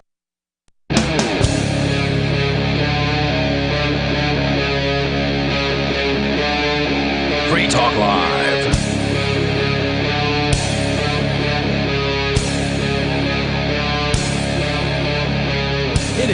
Talk Live. The phones are open here as we kick off the third hour of the program. The number is 603-283-6160. That's 603-283-6160. Ian, Bonnie, and Matt in the studio here tonight. Phones are open as always. You can bring up whatever you want. We didn't get into the CBDC thing, the central bank digital currency. That's still on the way here tonight. Plus, I think we'll be hearing more of that in the future anyway. Unfortunately, we likely are. Plus, we've been talking about the Freedom Convoy as well, the latest from Ottawa, as police are amplifying up their numbers with cops coming in from Quebec and I believe Toronto, the RCMP. They're planning some sort of a crackdown. They're putting up checkpoints all across the downtown portion of Ottawa. We can continue with what's going on there. They also arrested one of the purported key organizers of the event. And that's what I've learned today. If you've learned something else you want to hear, you want to share it with us, the number is 603-283-6160. To the phones we go, though. You can bring up whatever's on your mind. Dennis, listening to K-Talks down there in Arizona. Go ahead, Dennis. I appreciate your guys' show. I appreciate all three of you on tonight. You guys are a great show. Thank you for keeping the truth out there. Thank you, Dennis. What's on your mind? Well, the Ukraine... last time I heard, they didn't want to go to war, but Biden seems to be sending our troops all over the place. And it just seems like a smokescreen. What do you guys think? Because I've got like 6 different things they're trying to smokescreen. Well, I mean, definitely the U.S. government wants to whip up the war. I mean, they love themselves a good war. They want people to support war. They want the war to happen because they want the military-industrial complex to be shuffled even more money than they're currently being shuffled. And it's all about the politicians scratching the backs of their buddies and punishing their enemies. Yep. Who was it that said, someone famous at one point said, war is the health of the state? I believe Randolph Bourne, I think, is that right? If I recall correctly, I don't know. That's just the name that pops to mind. It's an old quote. Yeah, I've heard it too, but I didn't know who. It goes way back. One thing that I keep thinking of is, I don't know all the details, but right before Biden got elected, or maybe right after, all that stuff came out about Biden's son having some type of business, like shady business deals in Ukraine. Yeah, it was like a power company or something that he was working with. I think Biden was involved too, so like, what if that has something to do with this? What I understand is Biden threatened to shut down some support for Ukraine if his son wasn't added to the board of directors of this giant energy company. Oh, and now he it was wants like to a help $1 zillion Ukraine. deal, and yeah. I mean, I so forgot Hunter Biden. Oh man, I so forgot that one. A lot of people want you to forget Hunter Biden. Not to mention. I appreciate you guys trying to keep on top of the number of vaccination deaths, the pedophilia of the elite, the Durham report with Hillary Clinton, the border crisis, and the elections, of course. And I'm going to take you guys' comments. I love to listen to you.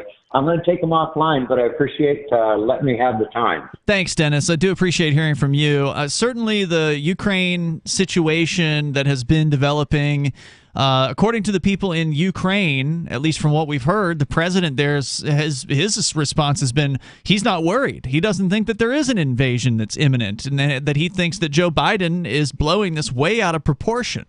And that's been the main kind of perspective coming out from that area of the world. In fact, here's an update from The Guardian that I had here in show prep. Yesterday was supposedly Wednesday, was the day that over the weekend, the mainstream media in the United States was saying, rumor is that Putin is going to invade Ukraine as soon as Wednesday. And Wednesday came, and Wednesday went, and no invasion. In fact, if anything, Putin was actually removing troops, according to some reports. But according to The Guardian, the day when some briefings had forecast Russia would invade Ukraine came and passed without incident. Pundits in Moscow lined up for their chance to dunk on the Western media. Olga Skabviva, the host of state media talk show 60 Minutes, said, "What a sad celebration we have today." While standing on the stage emblazoned with the logos of the Daily Mirror and Daily Mail, she said further, "The day of no invasion of Ukraine, or perhaps as they say in Ukraine, the day when Putin once again hasn't attacked," unquote. And they go on to say Western leaders, including Joe Biden, have gone public with what they claim are Russian plans to launch an invasion of Ukraine, hoping that exposing the Kremlin's alleged moves in advance could avert a war. Well, that's not what Biden's trying to do. He's sending troops over there because he wants the war to happen. But announcements of a date and, in the case of some tabloids, the exact time when Russia could launch a potential attack set up a big target for Russian officials and media to ridicule. The Russian Foreign Ministry spokesperson Maria Zakharova, who enjoys prodding foreign media, wrote, quote, a request to the mass disinformation outlets of the USA and Britain, Bloomberg, the New York Times, The Sun, etc., announced the schedule of our, quote, invasions, unquote, for the coming year. I'd like to plan my vacation, she said. She wrote further a day earlier, quote, February 15th will go down in history as the day of the failure of Western war propaganda.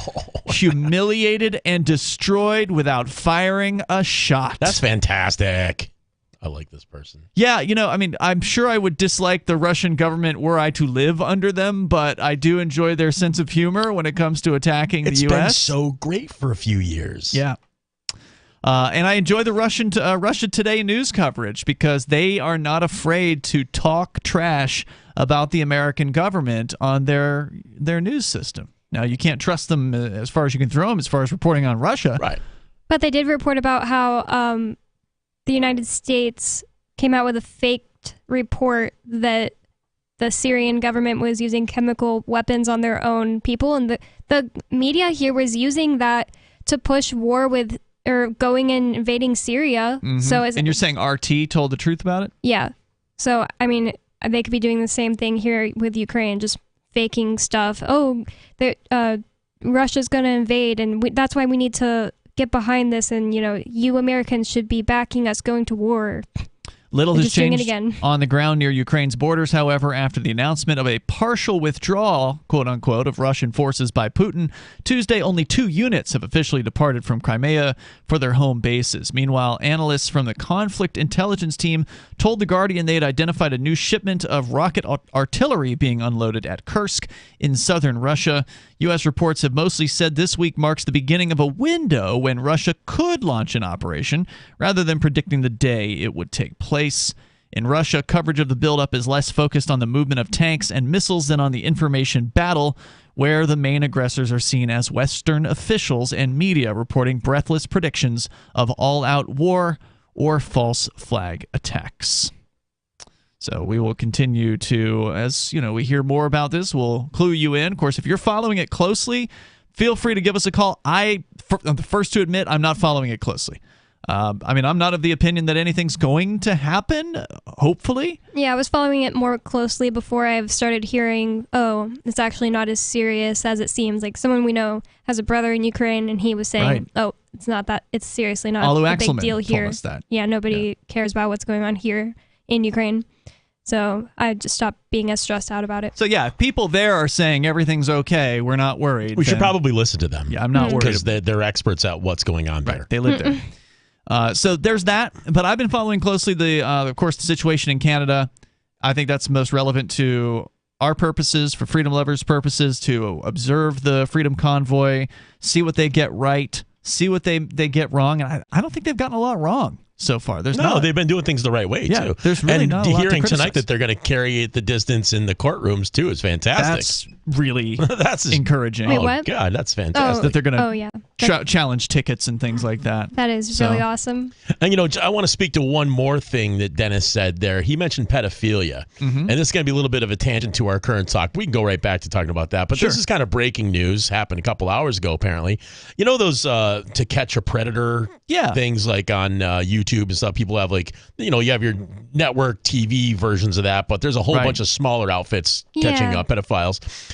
There's just like one-off YouTube channels where there's just one guy who sets these dudes up and catches them. You've got something about a Facebook manager getting caught up in one of these. We can talk about that coming up here. The number is 603-283-6160, or no, I correct myself, Meta is their new name. So that's on the way, and your calls and thoughts are welcome. Plus, the Canadian crackdown on crypto. Was our caller earlier correct? It sounds like he might have been. We'll tell you about it coming up. Free Talk Live.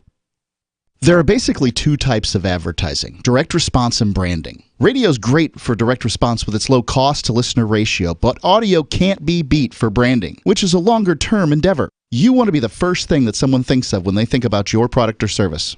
If you have a local business that you want kept top of mind in your community, call the station. If you need national reach, Free Talk Live's got around 200 radio stations, millions of monthly listening sessions, can suit all budgets, and if we don't think we're right for you, we'll tell you.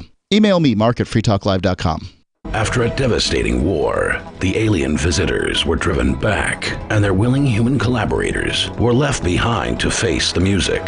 When Emma Jean Anderson's ex-lover brings her from prison, Nathan Foster and his 14-year-old nephew Ben are tasked with bringing the pair to justice. An easy enough job until they discover something is inside Emma Jean, and the fate of the planet hangs in the balance. The Family Business by Mike Coopery from BaneBooks.com. Looking for a great real estate investment? Consider New Hampshire, which is ground zero for the Liberty Movement. Your first call should be to Mark Worden from Porcupine Real Estate. He's more than just a real estate agent. He's your New Hampshire concierge. Where are the best places to live? Do you want farm, city, the burbs, or forest? Do you want a duplex or multifamily building so that renters pay your mortgage? There are homes in all price ranges in New Hampshire, and Mark can help with financing too. Invest in liberty and property. Mark Worden can help. PorcupineRealEstate.com. Are you tired of governments around the world killing innocent people? Stop using their money. There is an alternative. Bitcoin is a stateless, free market, non-political currency. Bitcoin is money that cannot be inflated or controlled by any state. By continuing to use their money, you're perpetuating the killing. Stop doing it. You have an incredible alternative available to you now. Learn it, use it, spread it. Get started with Bitcoin at Bitcoin.com. It's Bitcoin.com. The easiest thing in the world for a reader to do is to stop reading, according to the late, great Barney Kilgore, who became managing editor of the Wall Street Journal in 1941 and grew the paper's circulation from 33,000 to 1 million by the 60s. And he'd be pleased to know that his paper is one of the few that people now pay to read online. Someone else pre-internet who realized that attention is fragile? Motown Records founder Berry Gordy. In the early 60s, when his label dominated the charts, he'd bring a dozen real people into the Hitsville, USA studios and audition songs. And he'd ask, if you were down to your last dollar, would you spend it on this record or would you buy a sandwich? Today, attention span seems like an oxymoron. For tips on cutting through the clutter, hit survivalspeech.com. I'm Holland Cook. Tired of cancel culture? Sick of mega tech corporations holding an axe over your head? Join the LRN.FM Matrix chat server. It's self-hosted, so no one else can tell us what to do or say. Don't like the existing channels? You can make your own. You can even connect into some of our channels from other Matrix servers. It's federated. For the full LRN.FM Matrix experience, though, you should join our server via the step-by-step instructions at chat.lrn.fm. Chat.lrn.fm. So you've signed the Shire Society Declaration and are planning your move to New Hampshire to be around more liberty-oriented people. Next, sign up for the Shire Society Forum at forum.shiresociety.com. There are a bunch of people there who are already in the Shire, and they want to meet you. If you're already in the Shire physically, you should also come by the forums. Remember, not everyone uses Facebook. New people are signing up for the Shire Society Forum every month, so drop in and say hello at forum.shiresociety.com. You can help spread the ideas of liberty with our Patreon for just $5 per month at amps.freetalklive.com.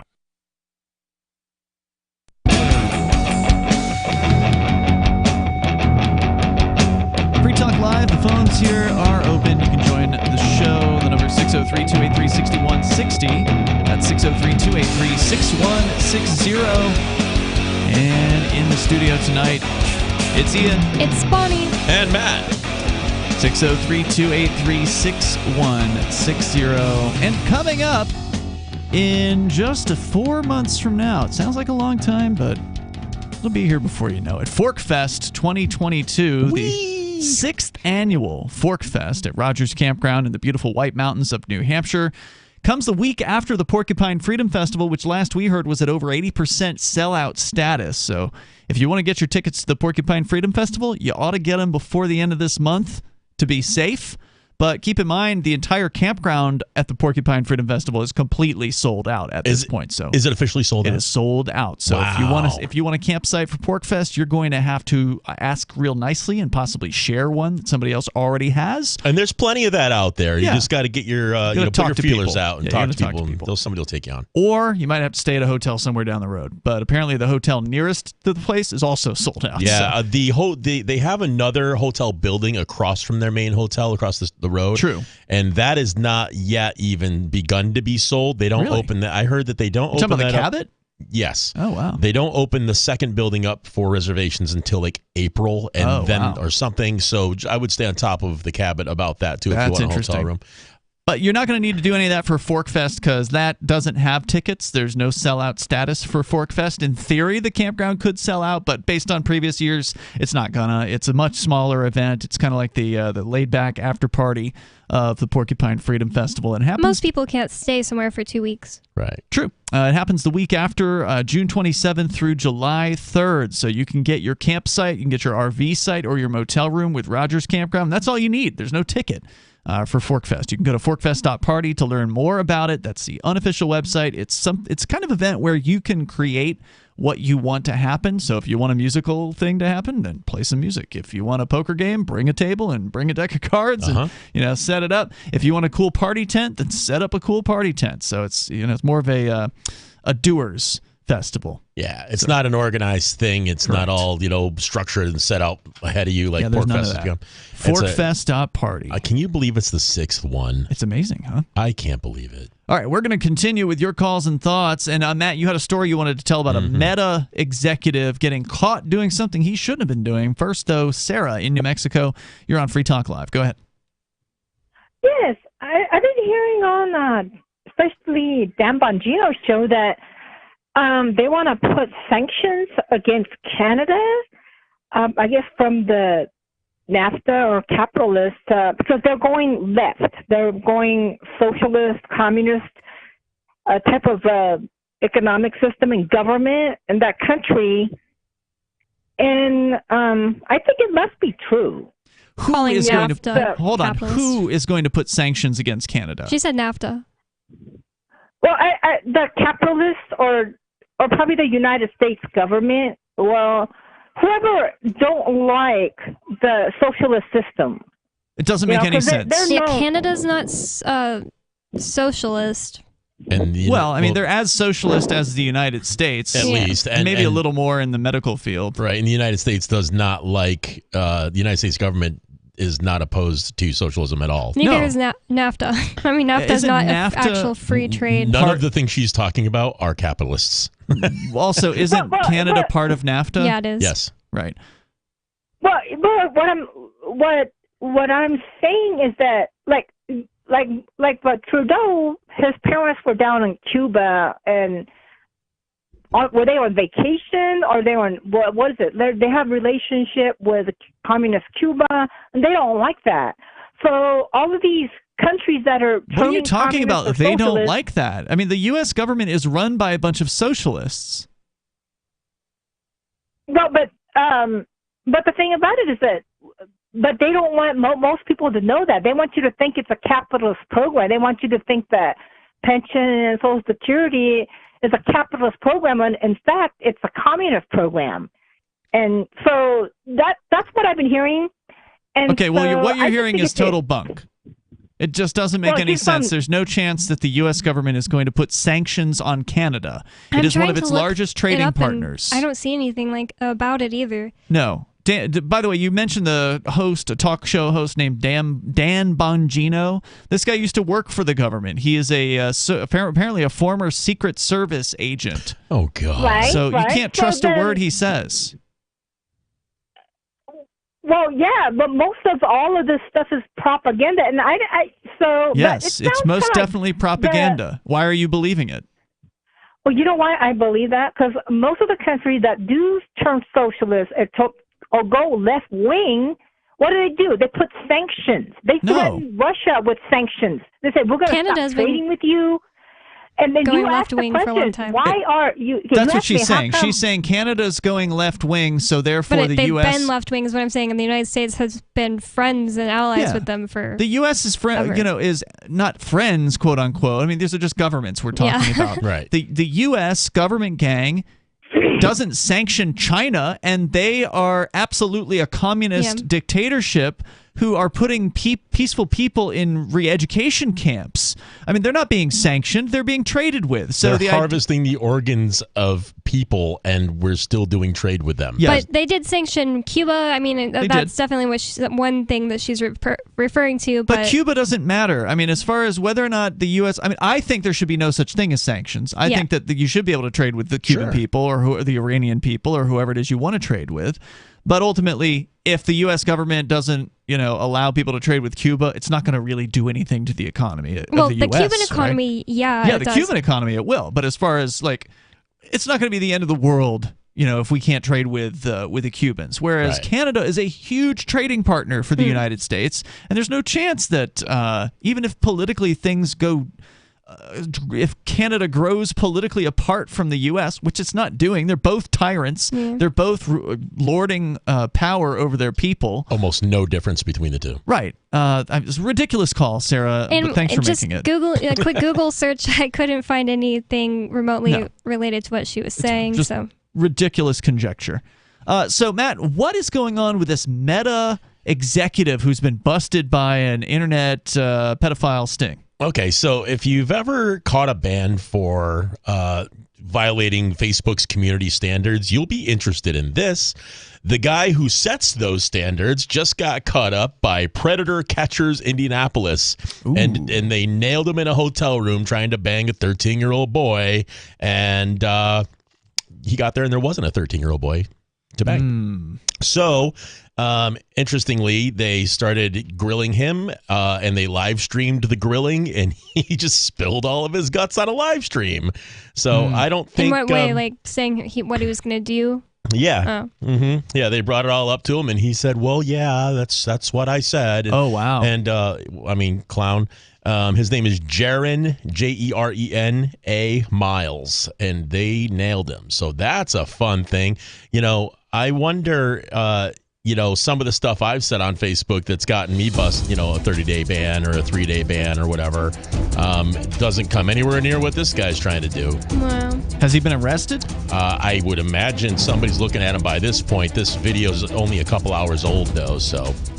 More coming up here. If you want to join the show, the number is 603-283-6160. So that's breaking news then at this point. Yes, brand new. And you can share your thoughts. Whatever's on your mind goes here on Free Talk Live.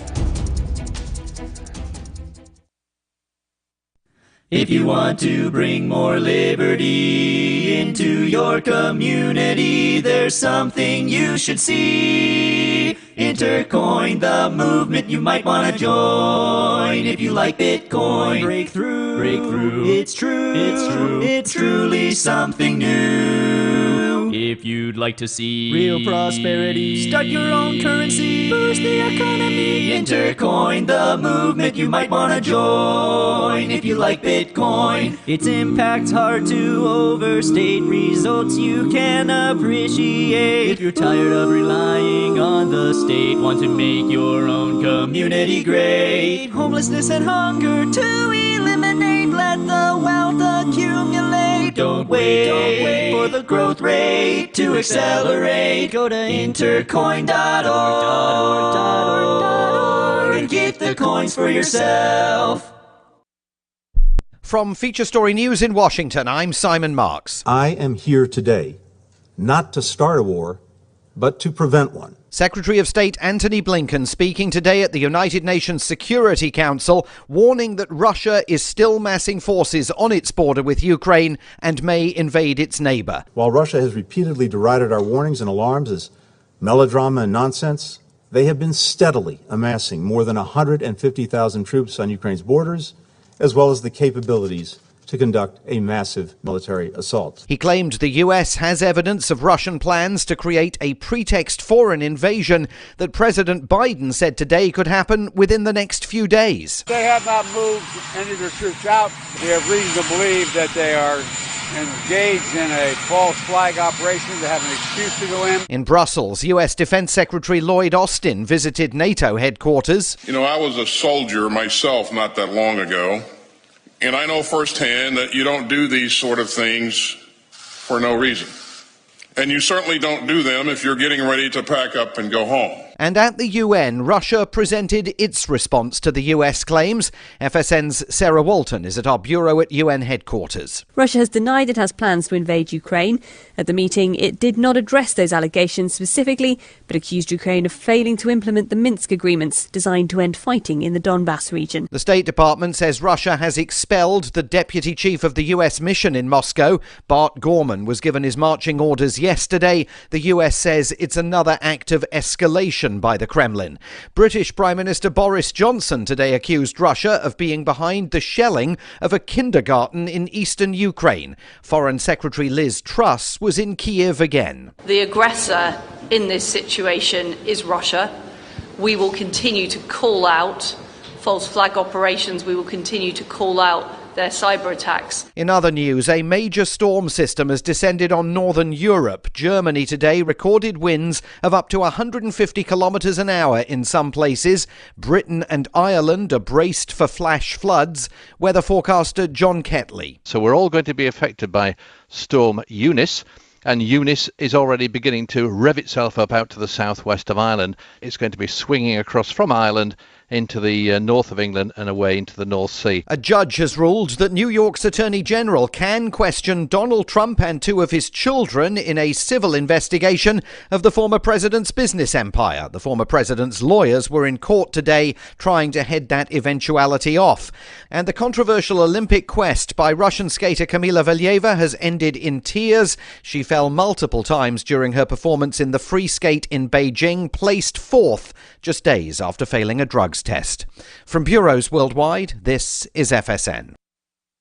Yep, we still do email. Drop your email address in the entry box at freetalklive.com, and you'll be kept in the loop with Free Talk Live.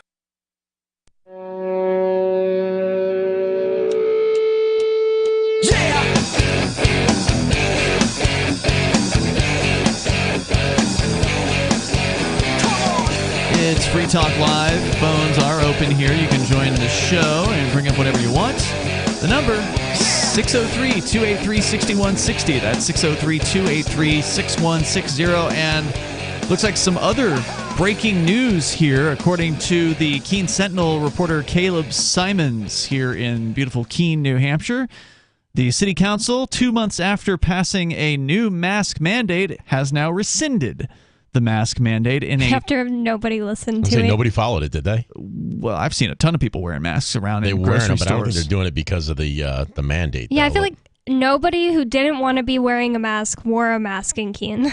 I don't know, Bonnie. I mean, I wish I could believe that, but well, okay. It seemed when like there the was a mask compliance went up. When there was a mask mandate date before the first one, that ended in June.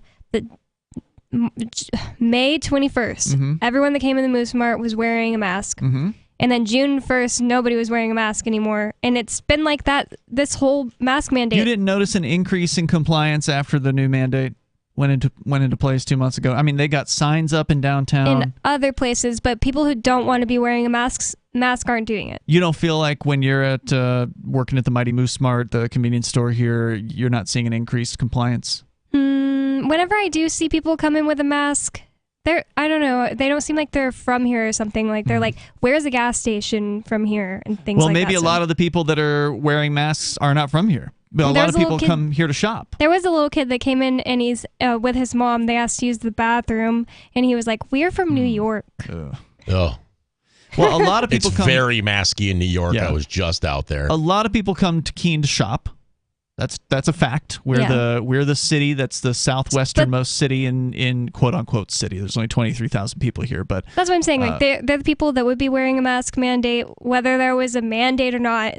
Those are the people coming in with masks. Well, not plus remember, there's a big flashing sign on Main Street, or at least there was. Maybe they're going to turn it off now, but there's a big flashing sign as you're coming into downtown Keene that says citywide mask mandate, and it just flashes that. It doesn't tell you that to wear a mask. It just says Keen mask mandate. Well, I was going to say, it doesn't tell you any of the details. It doesn't tell you that you'll be the one facing the fine, but that the police are saying they're not going to enforce it. I mean, there's all kinds of details about this mask mandate that are worthy of knowing, that could help someone make a decision as to whether or not they actually want to risk not wearing a mask, because in my opinion, there's absolutely zero risk as far as you getting a fine in Keene, because the cops have said publicly, some of them, that they are not going to enforce this mask mandate.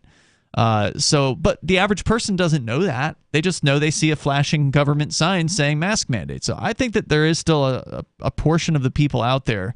I mean, even in Aldi the other day, there was maybe 2 or 3 people besides Bonnie and I on a fairly busy day that didn't have a mask on. So there's still a high level of compliance out there for this. None of our friends listen to it. Well, of course not. I mean, we're the liberty activists. Of course we're not going to do that. But apparently it was a 7-7 vote, so the council deadlocked on this vote, and Hansel, the mayor, cast the tie-breaking vote to remove the mask mandate. Wow. Yeah.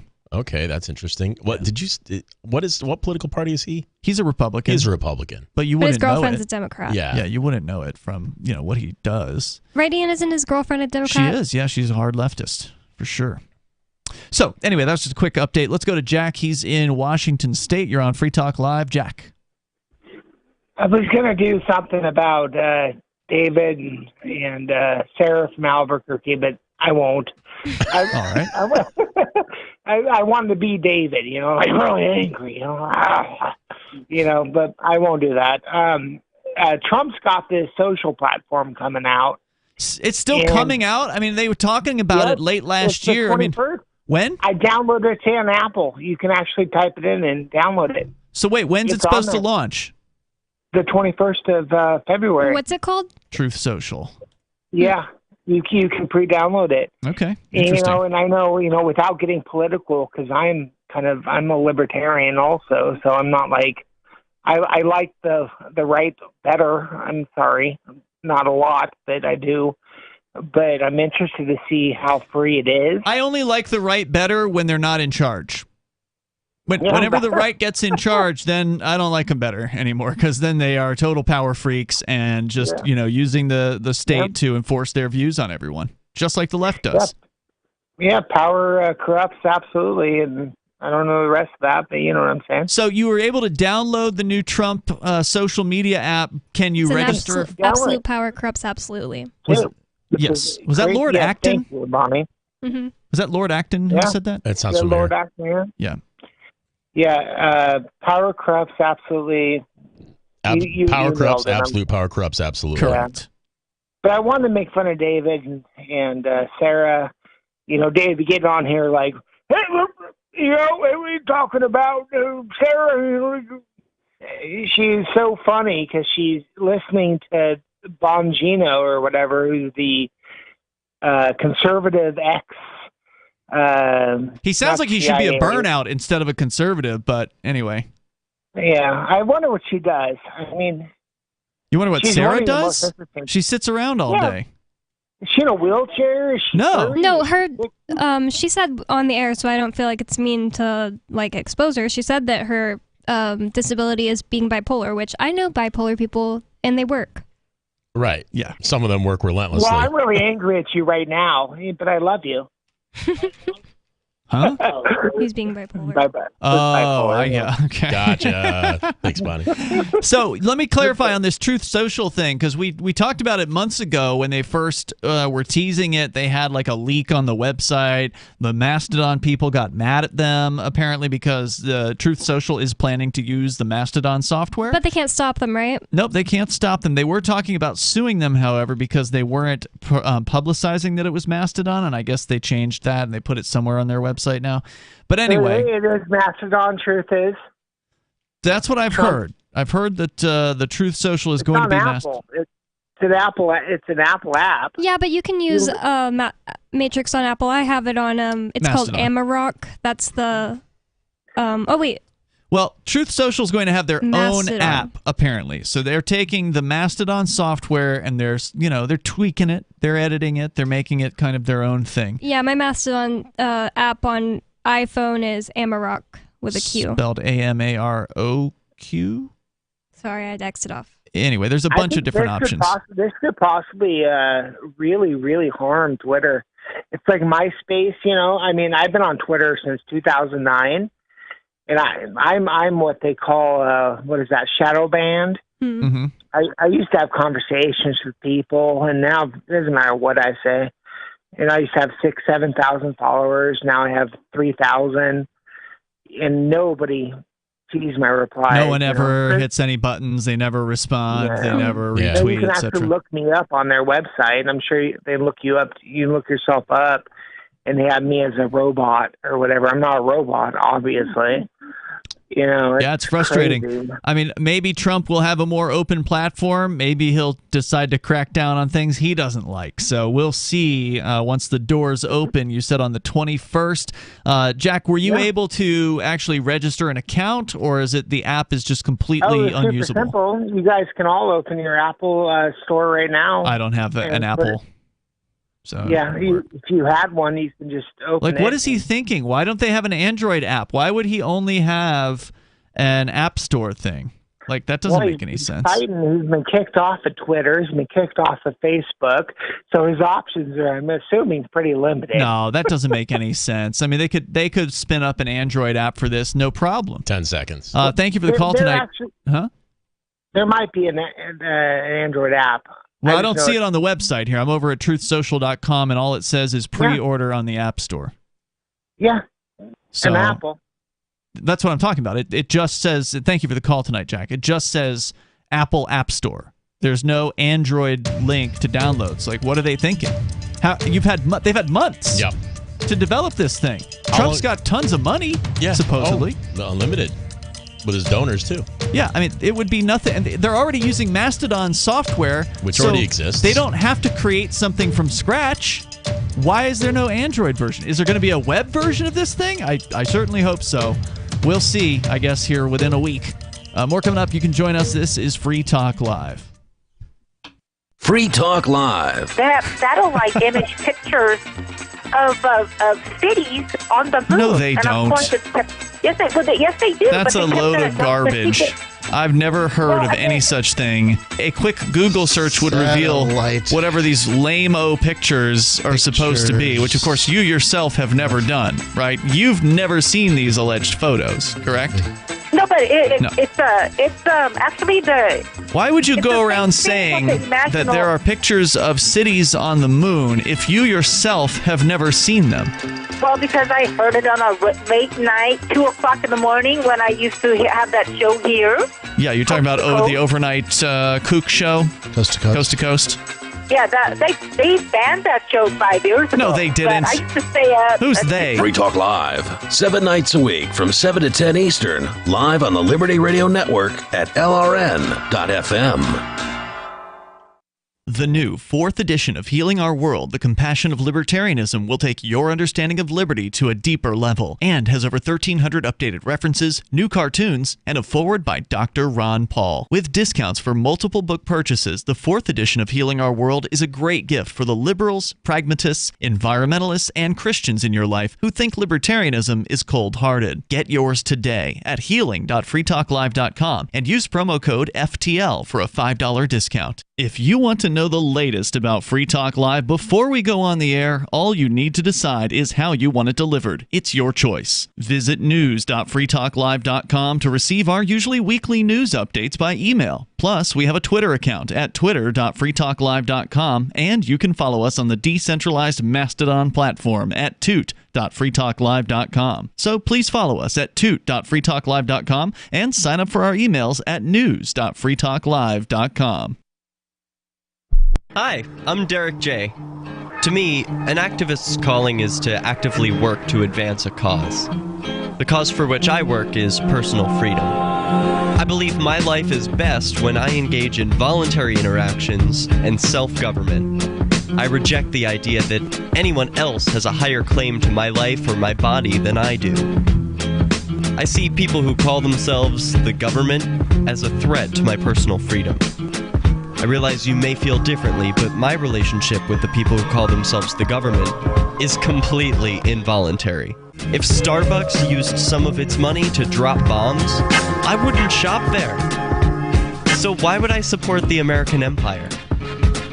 The empire does not require my consent. Derek J's Victimless Crime Spree.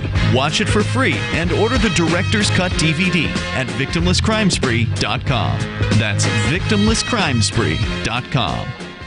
There are lots of ways to listen to Free Talk Live. Our podcast has been around since podcasts began, and now the FTL feed is loaded with content besides our full show archives. Did you know that we make it easy for you to customize your podcast subscriptions? We have different feeds, one that includes only our full shows, one with just the Daily Digest, and our main feed that includes everything. You decide what you listen to. It's quick and easy to customize your feeds at feeds.freetalklive.com. That's feeds.freetalklive.com.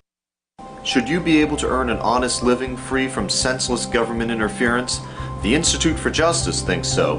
That's why we've spent years defending hard-working men and women from pointless government regulations. Nationwide, IJ has created opportunity by reducing government power. But there is still more work to be done. Visit our website today at ij.org.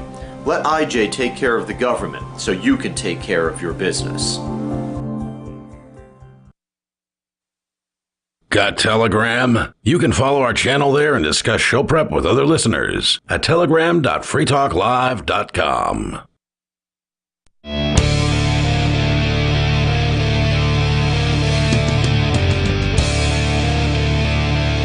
It's Free Talk Live. The phones are open even in these remaining moments. We've got enough time for you. If you want to join us, you can dial in at 603-283-6160. That's 603-283-6160. Tonight, it's Ian. It's Bonnie. And Matt. And you don't have to wait for Donald Trump to give you a place to speak on the internet without the big tech censors hanging over your head. We've had that for more than a year now here at Free Talk Live. We have our social media platform, which is Mastodon-based. In fact, it's pure Mastodon. We haven't done any kind of tweaking to it like apparently the Trump team is doing. How long did it take you to get it out? Not long. I mean, I think Michael Hampton installed it in like a night. Okay, so Trump team taking this months and months. It's kind of weird. Really, year or not quite at least, a year. At least it should have been a year, because right when he got kicked off of Twitter, he should just create his own thing and had it done overnight. I don't really get why he didn't. Bonnie. Yeah, it didn't take years. But. Yeah, you're saying that he got booted off of Twitter like more than a year ago. Yeah, and I don't know. So, was it 2 years? I don't know. No, it was. I feel like it was right before the inauguration. Didn't they boot him out like that same month? Oh yeah, like, he was still president. He was a sitting duck president or lame duck president or whatever. Yeah, I don't know if it was December or January, but I don't think you'd moved up here yet at that point when that happened.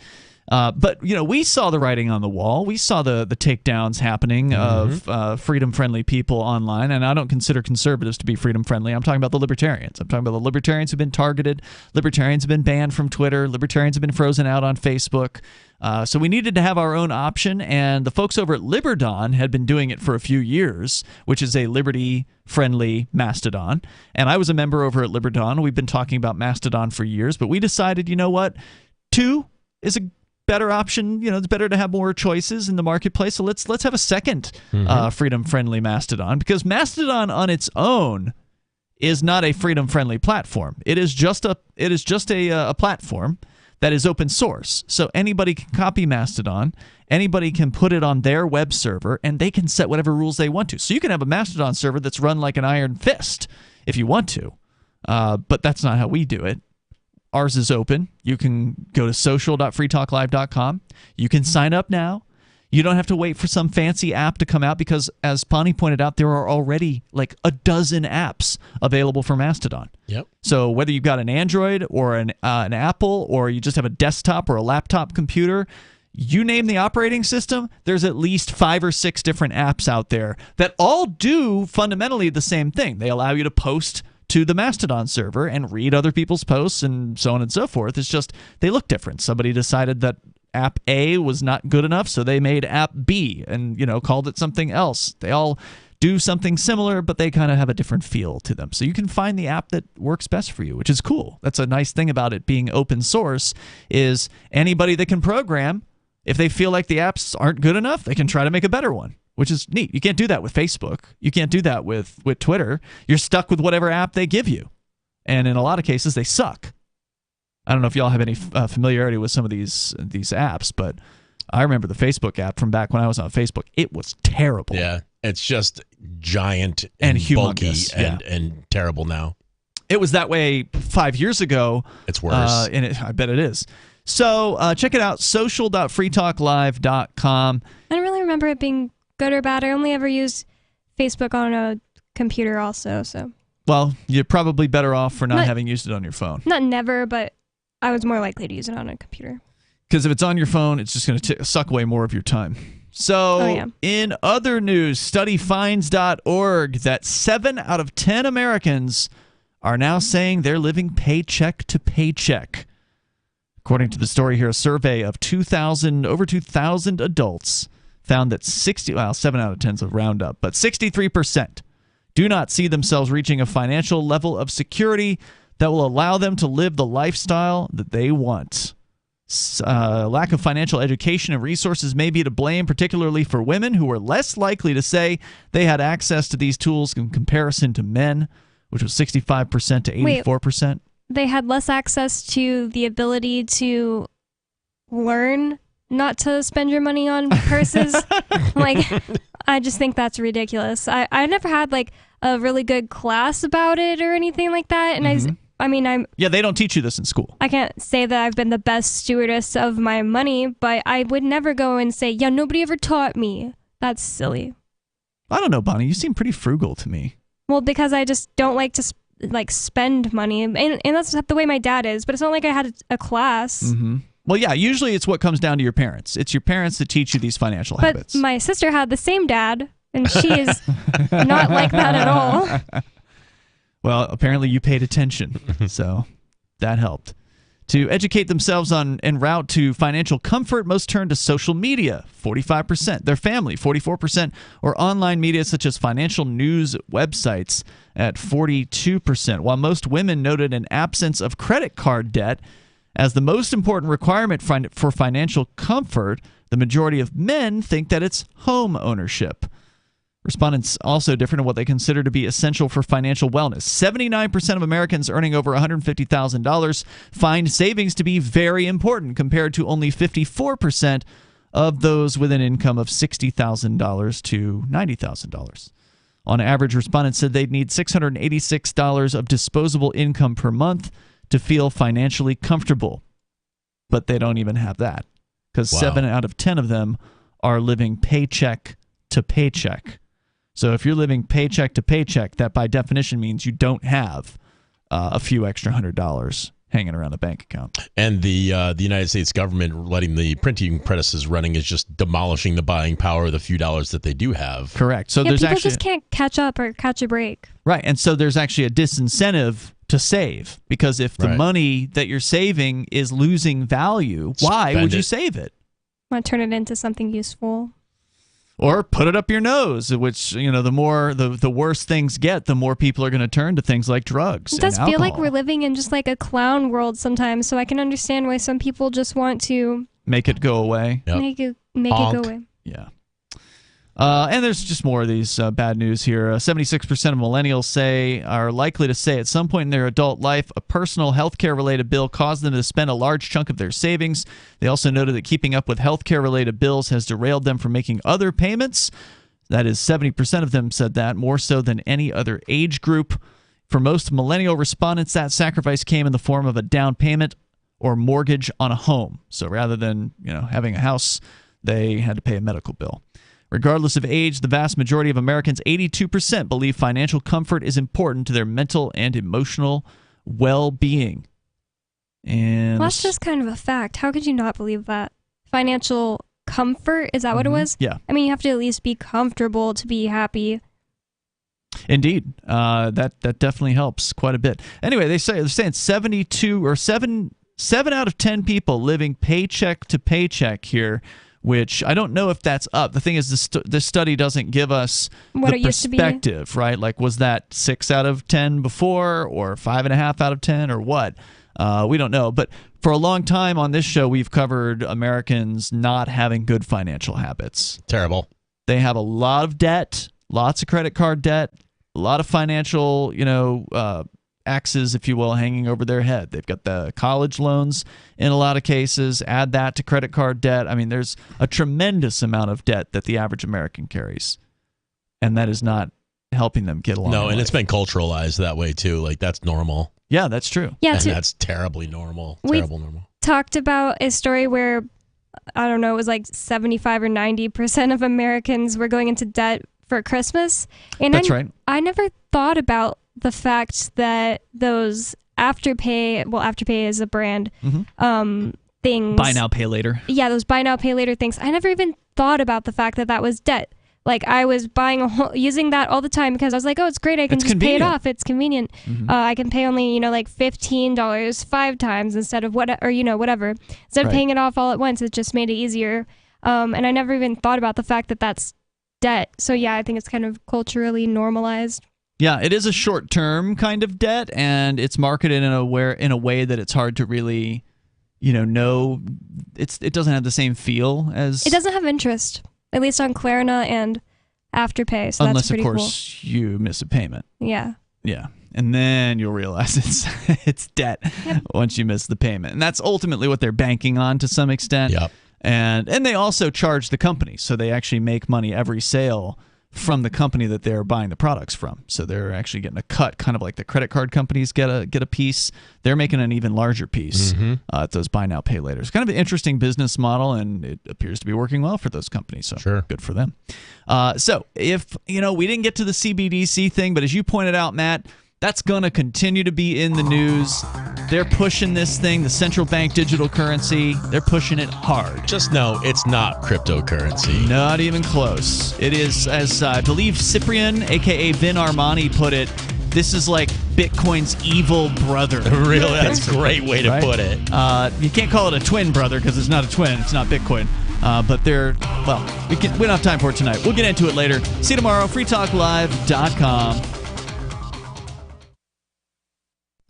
What if you want to hear the latest episode of Free Talk Live, but all you have is your phone, you forgot to download our archive, and you have no data connection? You can call our Listen line at 641-793-0191. That's a long-distance number, so you may incur charges. If not, listen as long as you want. 641-793-0191. The Free Talk Live Listen line, 641-793-0191. Do you feel like your nation, state, or community no longer holds your values? Have you dreamt of a place where people agree that liberty is important and are free to pursue their projects so long as they respect the property of others? There are many people just like you that are discovering freeprivatecities.com. Their social media links are at the upper right of the page at freeprivatecities.com. All skill levels will be needed when the first of the Free Private Cities opens. It's sooner than you think. Stop arguing and build. freeprivatecities.com. Is oral health important to you? If you don't like your own teeth, fresh breath, or kissing people, then by all means stop listening. Several years ago, I met Jessica Armand, founder and CEO of My Magic Mud, and I became passionate about the product that she created and never want to live without it. It's clinically proven to whiten teeth, but I find it does much more. They want you to love My Magic Mud as much as I do, so they're giving you a money-back guarantee plus 20% off. Go to mymagicmud.com and use coupon code FTL20 at checkout. mymagicmud.com, FTL20. Tired of cancel culture? Sick of mega tech corporations holding an axe over your head? Join the LRN.FM Matrix chat server. It's self-hosted, so no one else can tell us what to do or say. Don't like the existing channels? You can make your own. You can even connect into some of our channels from other Matrix servers. It's federated. For the full LRN.FM Matrix experience, though, you should join our server via the step-by-step instructions at chat.lrn.fm. Chat.lrn.fm. This is the Liberty Radio Network.